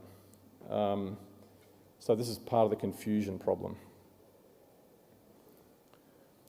We can use a framework. In fact, it makes sense always to use a framework to try and organise controls into assurance domains. Now, an assurance is, this language is risk management language. So if you go back to your school and you use the word assurance and the word domain in one sentence, your business manager is going to love you. That's risk management language. And they'll put you in front of your council if you can say words like that. It's really impressive. Yeah, so we use a framework to try and align it all together. So we take an assurance domain, I'll be talking more about that in a minute, and then we can communicate that up to our GRC body by aligning risks. So what we're trying to do is take our controls and line them up with risks so that we can see, both the GRC can see where we're at, and we as IT practitioners can see where we're at. Key point, it has to be trusted by everyone. So when I talk about frameworks, you'll be familiar, or probably familiar with things like NIST and ISO 27001, Essential 8, and others. So whatever you're using needs to be trusted, which means it needs to be understood. So it should motivate IT and reassure the governance. The motivate IT bit, I think, is missing a lot from these frameworks. I've looked at them all, and they're problematic. I don't like any of them. I'll explain my point soon. So while an ISO 27001 accreditation is an amazing thing to get, by the way, maybe reassuring for the GRC. For IT people, it's like, this is huge. Where do I even start with this? And Essential 8, on the flip side, is missing so many important things that I actually think it's pointless trying to do it. That's just my opinion. For example, it doesn't include anything to do with security awareness or third-party management. So 2 key parts of how you do cyber are not even in Essential 8. Choose a standard framework, as I said, or build one. So I built the Sure Shield, and I know what you're thinking. I didn't do that either. Copilot did that, and that's not me. That's how I feel. That's how I feel when I have my own framework, because I actually have taken all the bits out of those other frameworks that are really good, like I borrow from Essential 8, I borrow from 27001, from NIST, whatever it is, and I structure something that works for us. Yeah, I can see some people laugh in the audience, but don't you think that's pretty cool? Like, Copilot did that, and I'm like, okay. Clarity, motivation, and confidence, yeah. Good coffee cup too. All right. Oh no. Okay, do not try and understand this. I'm going to take you through it, don't worry. This is a dashboard. Again, Copilot built this. What I want to just highlight here now is that term I used, assurance domain. Okay, remember, an assurance domain is a way of organising your controls. So let's pick one. User awareness and training is an important assurance domain. We don't have 32 controls in that area, which is what that's showing, but these numbers are just made up. But again, it's just a way of organising your controls into kind of like a sensible framework. That's missing from Essential 8. I don't know if any of you have actually spent any time in with Essential 8, but it's not there. And I actually would make a point, this is actually the most important thing in cyber security, is if this is missing, you've got no hope. Absolutely no hope in securing your environment. Not in Essential 8. They do have Office 365 macros or something in Essential 8. I mean, anyway. Audit logging. Okay, so can I have a show of hands? How many people here have spent any time looking at ISO 27001 or NIST? Just a show of hands. In depth, I mean in detail. Okay, so there's quite a few people, right? Audit logging is built into most of the subdomains within ISO 27001. I've got to tell you, it's not very motivating for an IT team to fail an ISO check or a NIST check or anything like that, or an Essential 8 check, just because this wasn't squared away. It's demotivating. So what I decided was to pull audit logging out completely from all of the technical domains and have it in its own domain. That way we can see, we can succeed maybe at email and web filtering without not having audit logging there. Even though I'm not saying it's not important, I'm just saying I want to carve it out and treat it differently. So that's why you can see I've highlighted audit logging there. It's a separate domain in its own right. So we can see where we are doing well on that. Similarly with third-party management, missing from Essential 8, completely. And arguably with the reliance on SaaS now, again, top of the things that you should be considered, and very hard to do because you've got no control over third parties. So I just made that domain up myself. I don't think it's called that in any of the other frameworks. I'm not sure what the terminology is. I insist I don't think it exists in its own right either. I think it does in NIST and ISO. But again, it's at the top level of our assurance, so it's very clear. And then finally, documentation. This is my absolutely most favourite part of IT. Absolutely not. And it is also pollutes every one of these technical control domains. Policy, documentation, process and all that stuff, super boring. Really important, but as an IT practitioner, do I put my energy into that or do I put it into the actual controls? Now this is a conversation we can have over a beer, but if I have to stand up in front of my governance body and say, well, I got some really good documents, or I'm actually stopping the bad things from happening, I know which way I'm leaning.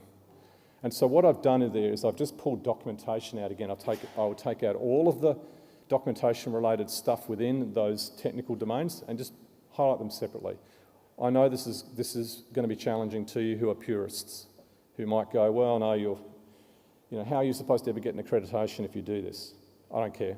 I actually want this to work for us as an IT team, and I also want it to work for the governance body of the school. And that heading there really just shows for each of those assurance domains, where are we at and where are we heading to? So we've got a current state and we've got a future state or a target state.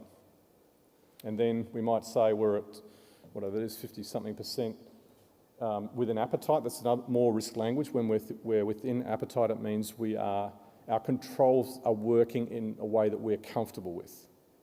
So that's not a very good rating, but we're aiming for that. So this is the sort of dashboard that you could actually show a GRC group if you wanted to. But I did start with this with our own governance and risk committee, but their eyes quickly glazed over, I have to say. It's more useful with the internal team, who can actually see where all their effort is, how it's contributing to the overall posture. That's a lot. I know it's a lot to take in. Remember, this is conceptual. This is actually not our dashboard. I don't present this to the GRC. Copilot just mocked this up for me just to try and get the concept across. So it looks really fancy, but this is not what I have in place. I have Excel. Okay, let's stop here. Copilot did this as well. I did not cognitively offload though, I told it what to do. Stop here. We're going to, maybe 5 minutes or so. There are mics there. Have a bit of a chat amongst yourselves. Provoke me, challenge me, question me. I'm up for it. So we'll be back in 5. We've got mics. I think Alex has got one there. Are there prizes if we have a good question? I don't know. Come on.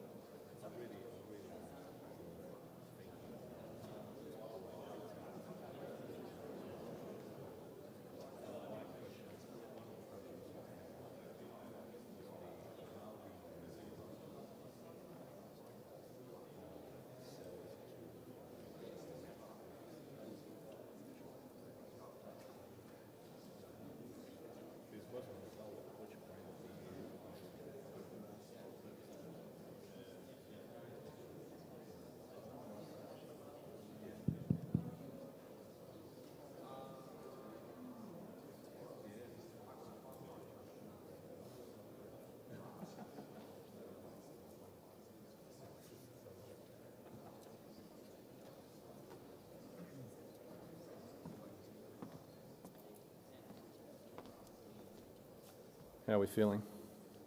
Because remember, I can't tell. Quick questions. We've got mics, so Alex, thank you. You can just... Hi, Richard. William from Meriden School.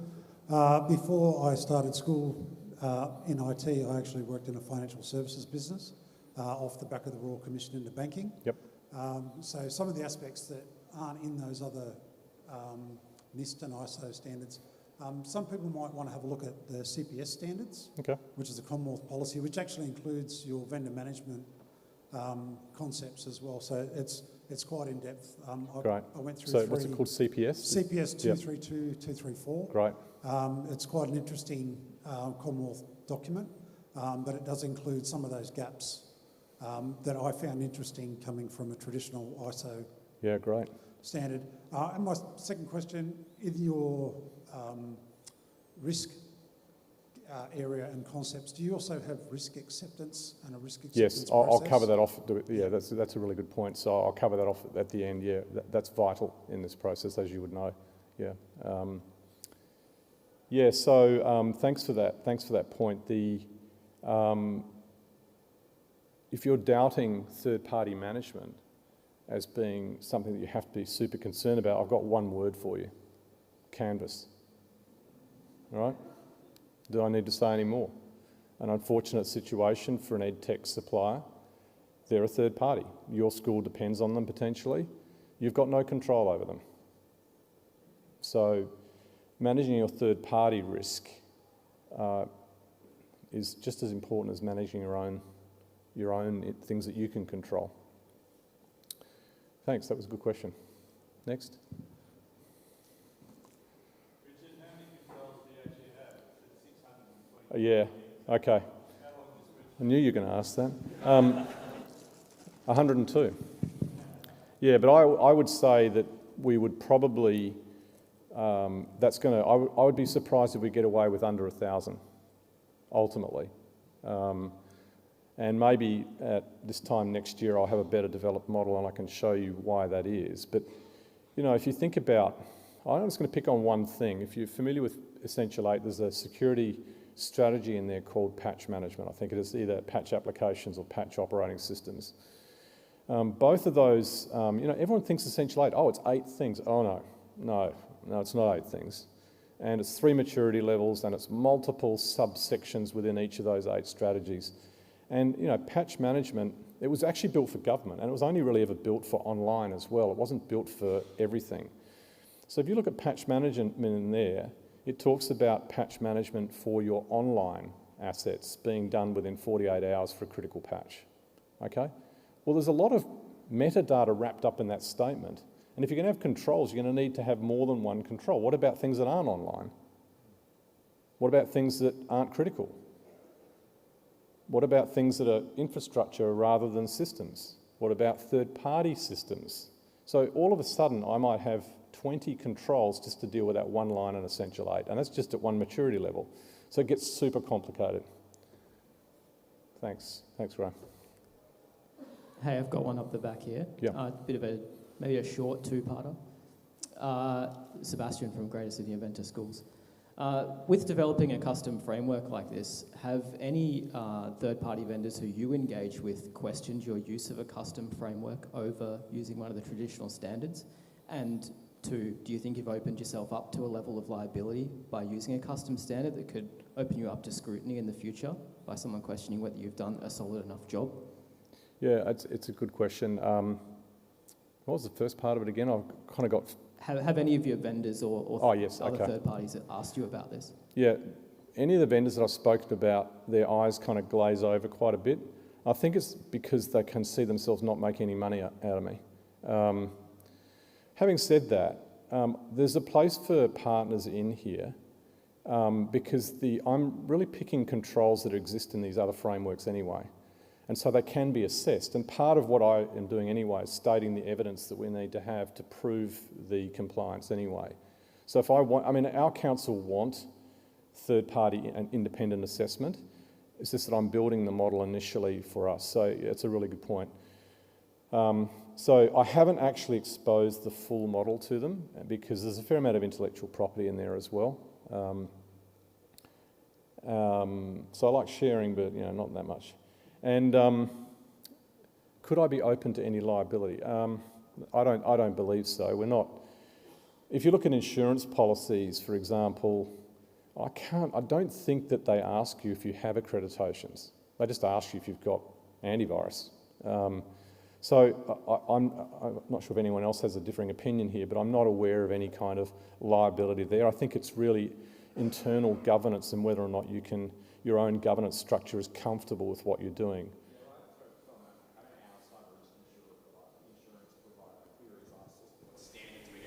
Okay. Yeah. So I find that quite interesting. So you're developing your own framework, which you could formalise, right? But then if you ring up Capers or EY and go, look, I need to be audited. Yeah. You're saying, this is my own roadmap to being audited. You audit me against the things I tell you I want you to audit me on and nothing else, which I'm sure is what you wouldn't do. Yeah. I can love that from the perspective you're saying there's vendors that are getting less money out of you because from that perspective their line of business is not suitable for you. But then, do you self-assess? Yeah. Do you work with another provider to go, look, we're running this sort of niche framework, find the gaps for me, but don't tell me, then audit me again and see what I've missed that could redevelop, but don't just give me ISO again. Yeah. I told you I wanted to be provoked, and you've done it. It's okay. It's okay. We can disagree and agree on these things. It's no problem. Yeah. Frameworks are insane. Like I used to run this thing at university, and I wanted to, hang from the rafters a lot. I can see the sense in actually running. I think it's why a lot of people turn to Essential 8. They go, "There's only 8 things." Very interested in saying above beneath there's 8, there's about 60. So between 50 and 60 in each maturity level.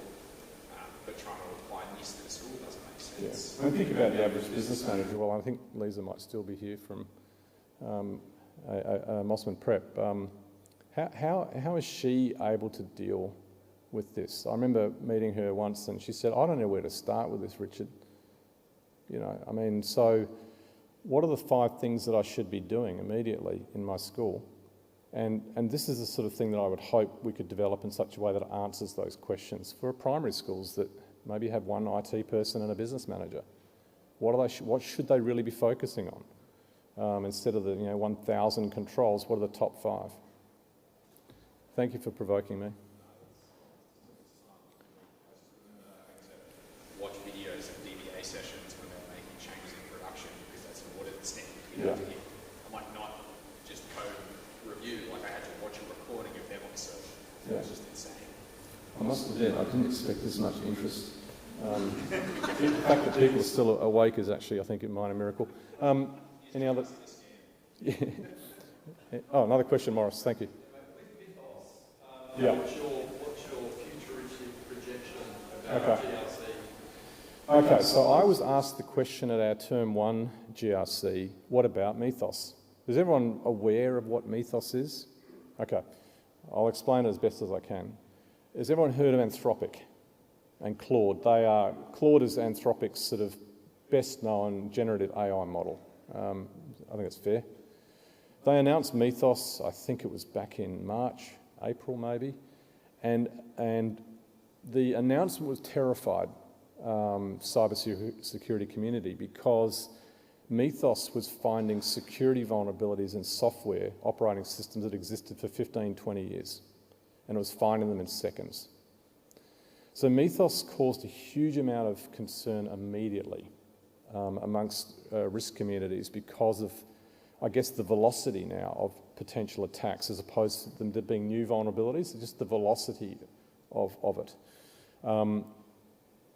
The way it was communicated to me was a bit vague by our GRC, but I kind of dived into it a bit. And Glasswing, you may have heard of what Glasswing was. It was an early release of Mythos into tech companies under this project Glasswing, which allowed the tech companies to kind of use Mythos to look at their own stuff before it went out there. I think the latest news on it is that Mythos has now been blocked by the US government, if I'm right, and there was one other generative AI model I think that was also blocked at the same time. I can't remember which one it was. But we have to assume that it's going to be released at some point. Yeah, Marcus, yeah. Okay, thank you. Right. Export control, sorry, okay. It's I suppose the paradigm is maybe a bit more reflective. I think it's interesting in this space is the chaining of vulnerabilities. So Yeah. we recently had this posed by one of our board members is a CISO at an investment bank, and it was just like, look, you can have all of the best exterior posture in the world, but these things like chain vulnerabilities better faster than 99% of red team engineers. What's your patch management posture in this space where you have to patch quite aggressively? Yeah. Which I think is kind of where we're getting to is vulnerabilities keep popping up left, right, and centre. Yeah. At 10, which is I think Mitie is even like becoming less of a thing now because there's just too many vulnerabilities rocking up and no one knows what to do. Yeah. Then half of them aren't even exploitable. I think the thing with Mythos is that, because it threw me a bit when this question came up, is that the controls that we have in place are largely still relevant for a Mythos world. We just have to be more vigilant with them, be more vigilant with the alerts that are thrown up, make sure our SOC and SIEM vendors are the same. So I didn't catastrophise over Mythos. I just kind of went, well, in fact, I asked Copilot what it was all about. And it kind of reassured me. But look, it's front of mind. You're right, Morris. It's front of mind for the GRC team. So everything you can do to reassure them is a good move. Any more? I'll move on. Richard, Yeah. EdTech software companies and third parties, you mentioned Canvas. Like, what are your thinking post-Canvas? I know you're not a Canvas school, but we're a different sector. Yeah. And we have some software that isn't always. Yeah. We face an uncomfortable reality in schools. We don't have much choice. If you want to do admissions, you've got 3 packages you can use. If you want to do excursion risk management, you've got a handful. If you want a student information system, you've got a handful. It's not like we can go to these vendors and say, are you doing application penetration testing every 12 months and can we see the evidence? We haven't got time to do that. The way I'm proposing that we do it here is that if a third-party vendor has 2 or maybe 3 accreditations, I will pass them as gold standard, and that's the end of the conversation.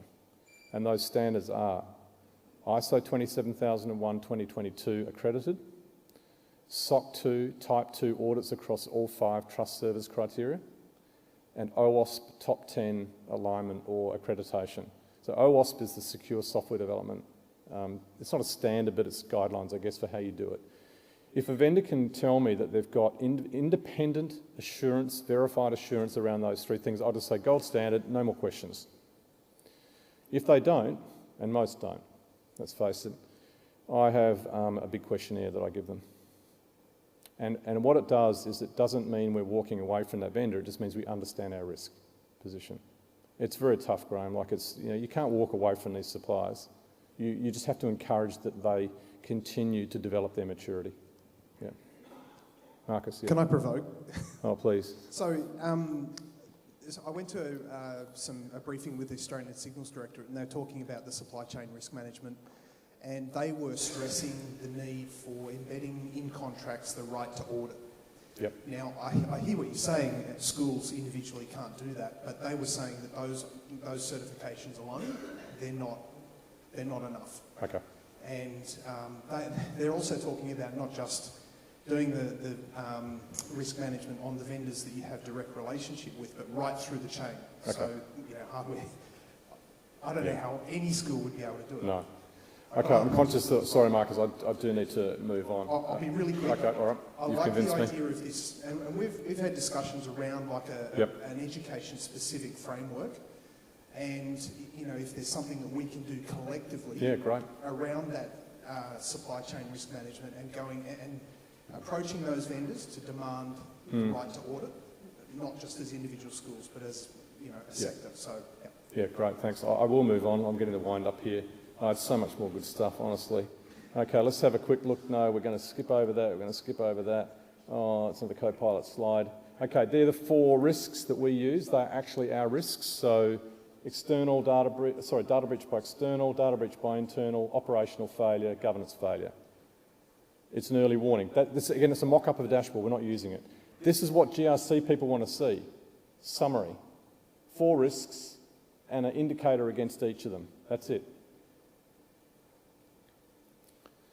Okay, we're just going to skip through this, otherwise David's going to kill me. Okay, how do our 13 assurance domains, remember the assurance domains, they're down the left there, how do they map to our risks? That just shows how they map. So when we're trying to present the information, I use that to try and, by the way, Copilot built that as well, sorry. And it did a pretty good job. But that's how they map. 4 risks, 13 domains, how do they work together? That's it. Risk appetite, this question came up. GRC bodies are concerned with residual risk. What's left over after the controls are applied? That's the way to think about it. I don't care about the controls so much. What are you asking us to accept as a governance body? And they need to be agreed, and we count based on the number of events that have occurred in that area. So, this is very busy. Thank you, Copilot. There's the risk in the middle. That's the internal data breach one. I've highlighted that we intend to mitigate that risk. It means we'll do everything we can to prevent it from occurring. And we are an early warning state against that. The definition is that we did have an incident involving an important information asset, but no disclosure or exfiltration was confirmed. So we consider that to be early warning. Again, this is the sort of thing that needs to be agreed between the GRC and the IT team so it can be reported up. So, yeah, just a reminder, that's what the dashboard looks like, that's all. So if you can keep it that simple, your GRC body will love you. And if you can have a nice framework that your IT people that can work with, they will love you. The idea is to have the controls contributing up to both. So they're feeding into your assurance domain dashboard, and they're also feeding via those assurance domains into your risk dashboard. Everyone's working off the same information. I didn't do that either. Thank you. Did I make it? Did I make it? Yeah, okay.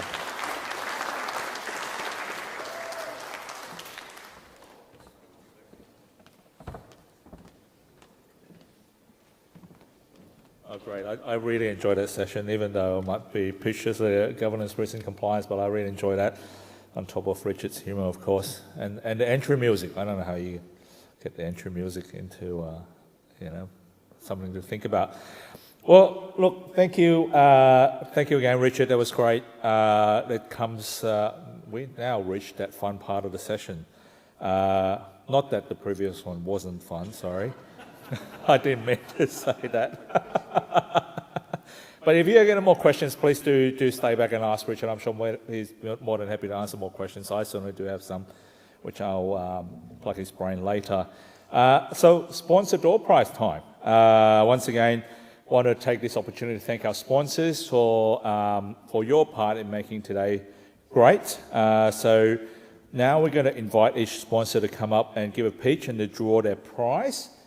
So I've got a stack of names here, and so if the sponsors have got their own way of drawing it, it's fine.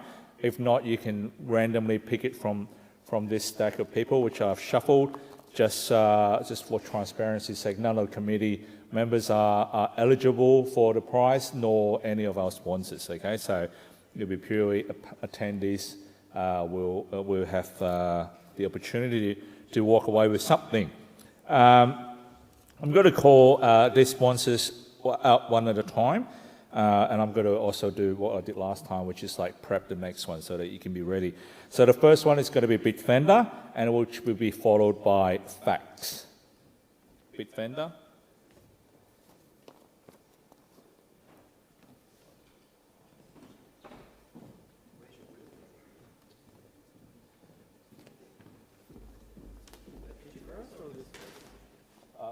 Either. You can do a pitch first. No, I can do this. So normally we do one, but today the crowd is too big, so we do two.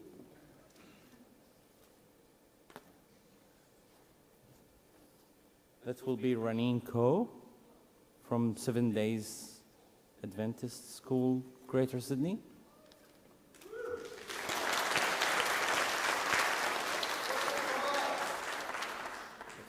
Oh, sorry.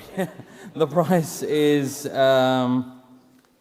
AirPods Pro 3, Model 3.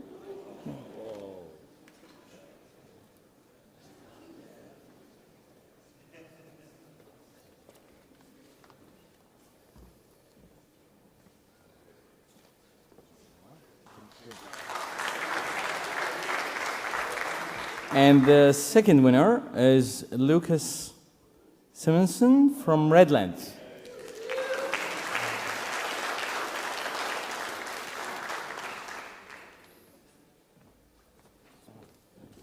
Oh, yes, it is one again. No.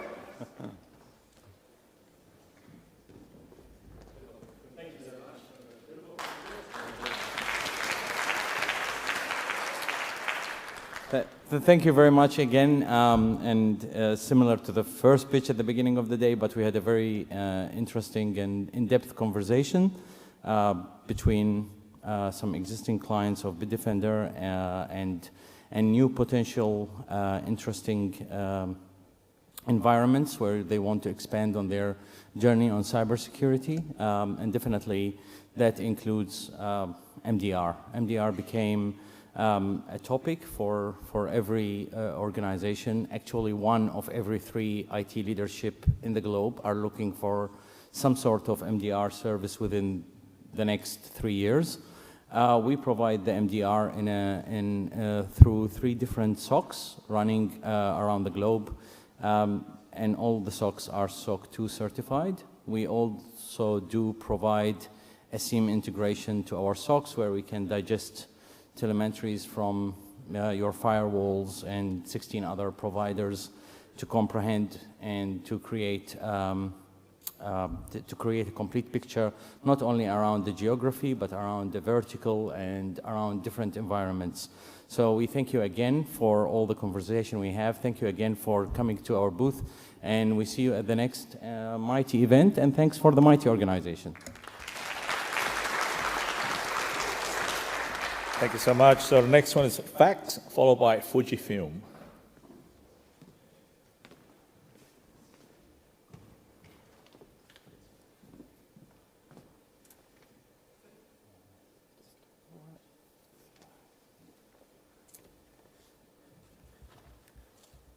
First of all, thank you all for turning up at the event today. It's been really wonderful having some conversations with everybody and learning about some of the challenges that you're going through and what you're doing to try and remedy them, and the exciting things that are sort of coming through. And I suppose the AI trend has been something that's carried in every conversation, and it's really exciting to be a part of this turning point in technology at the moment. And so on behalf of FACTS, I'd like to invite Ben Cartland to come and collect our prize of $250 Visa gift card.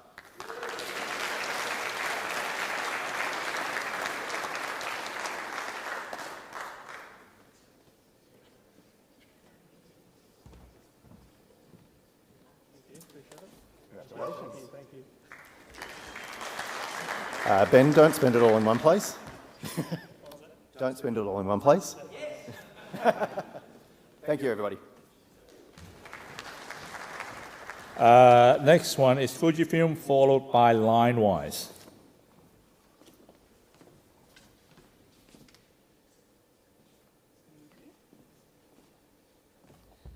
Just echoing everyone else's sentiments, thank you for having us. Like we said, it's our first event here, sponsoring and supporting the Mitie community.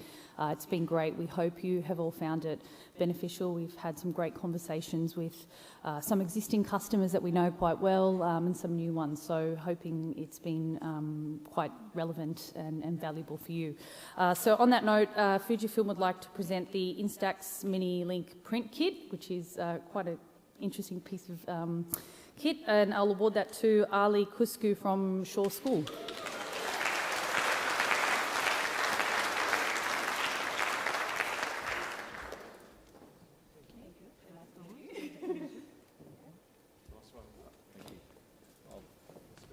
Take Ali, okay.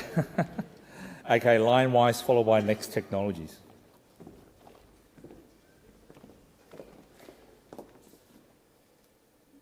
Over here. Well. How'd the footy go? All right, so stop. We're not going to talk about football. But like most English people today, we're just giving shit away. Here's some Lego. So, congratulations to Jessie Lowe from Knox Grammar School. Here is some Lego that would have cost £12 when I was a child. It's now worth approximately £2,500.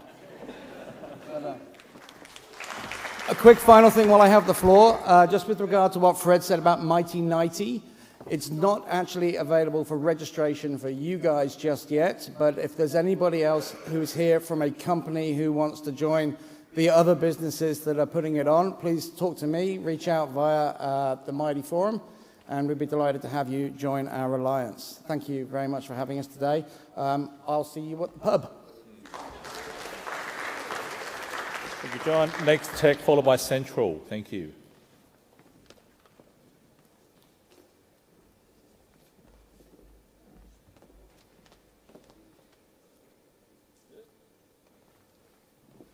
Alrighty, well, on behalf of Next Technologies, we'd like to thank Shaw for putting on a fantastic event today. It is very cold though, which is typical winter and a reason why I left New South Wales to move to Queensland. Our winner today is Ethan Tran from Santa Sabina College, and you are winning a interactive darts board because everybody took our Lego idea.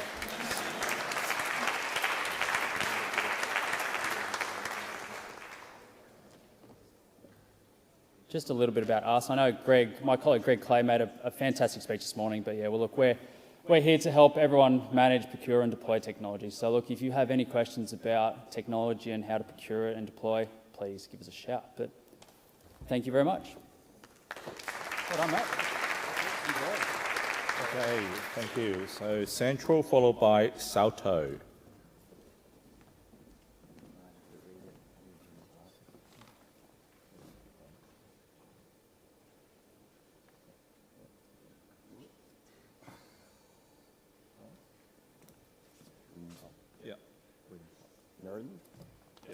Sorry, don't have my glasses. Thought we were doing the magic wheel. Boop, boop, boop, boop. It just pop up there. William Clark from Meriden School has won this Fast and Furious Lego kit. Just want to thank everyone for coming over to the stand. This is probably one of the biggest turnouts I've seen, and everyone was so engaging, having conversations and picking up a pair of socks for this cold day. So thank you.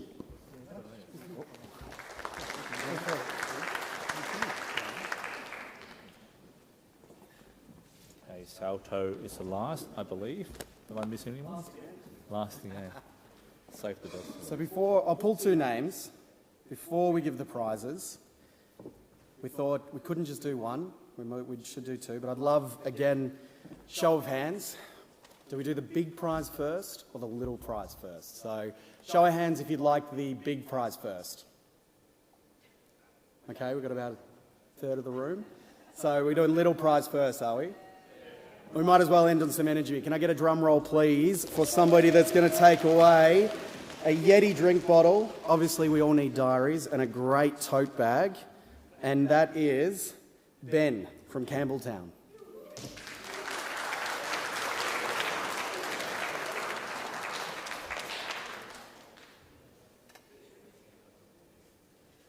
It's the longest walk, isn't it? Alrighty, now the big prize. And it's obviously cash. But there is a $200 card in my hand. One last round of applause for whoever's going to win. And your last winner is Susan from Campbelltown as well.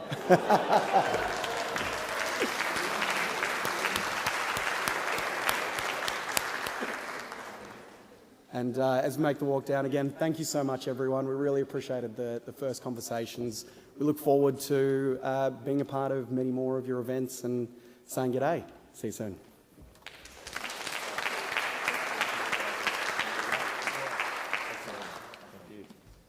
Thank you so much. Once again, to our sponsors for being part of today, what made today great.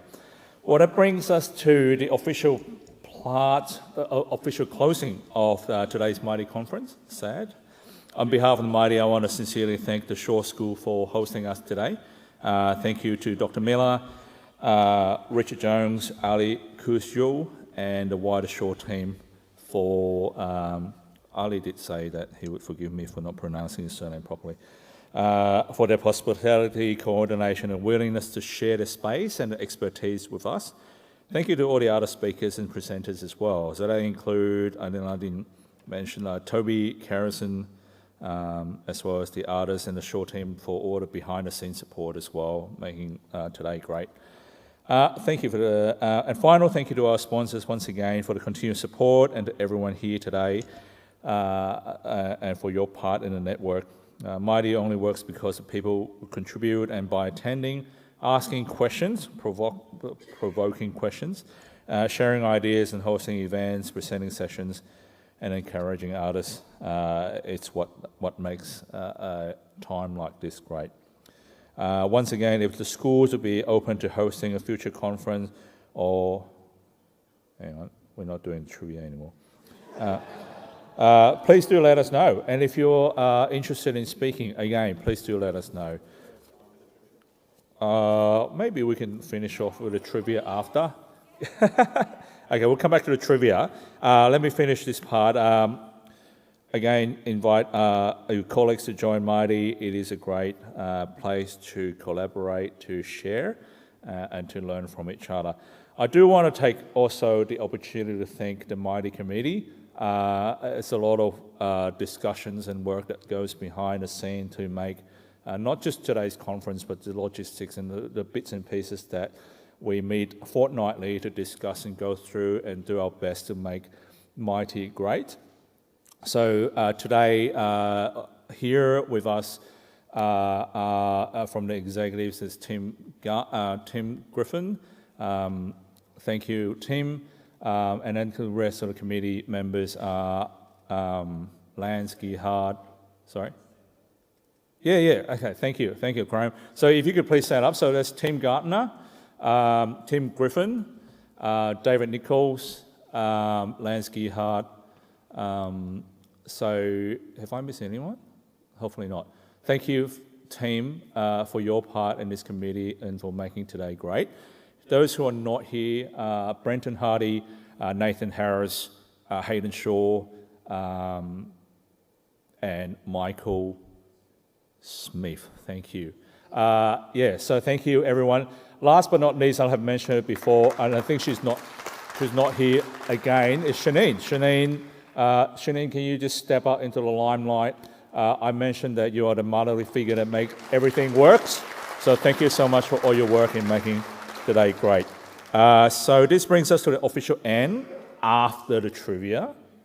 But following from there, if you are free, we would love you to join us at the Greenwood Hotel for a drink or two and a bite to eat.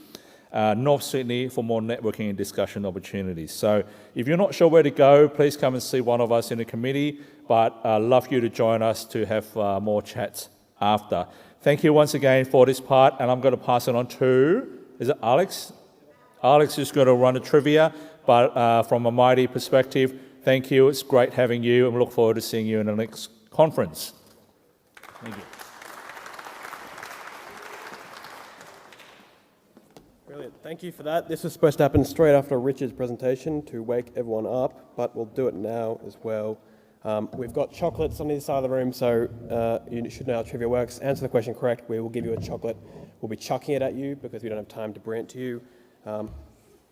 Bit about me quickly. I'm an old boy of the school, so that means the last 10 years of my life I've been at Shaw for 9 of them because I've been here 3 years as a staff member. I'm also a captain in the cadet unit. Shout out Ali for taking that awesome picture, and I'm also involved in the robotics team. Shout out Amanda. Let's get into it. First question, bit of a test run. What's the capital of Australia? Oh, hands up. It's the capital of Australia. Canberra. We're going to move through this quickly because I know everyone wants to get to the pub. Which planet is known as the red planet? I need hands up. The kids are at holidays, so yep, in the middle, Mars, correct.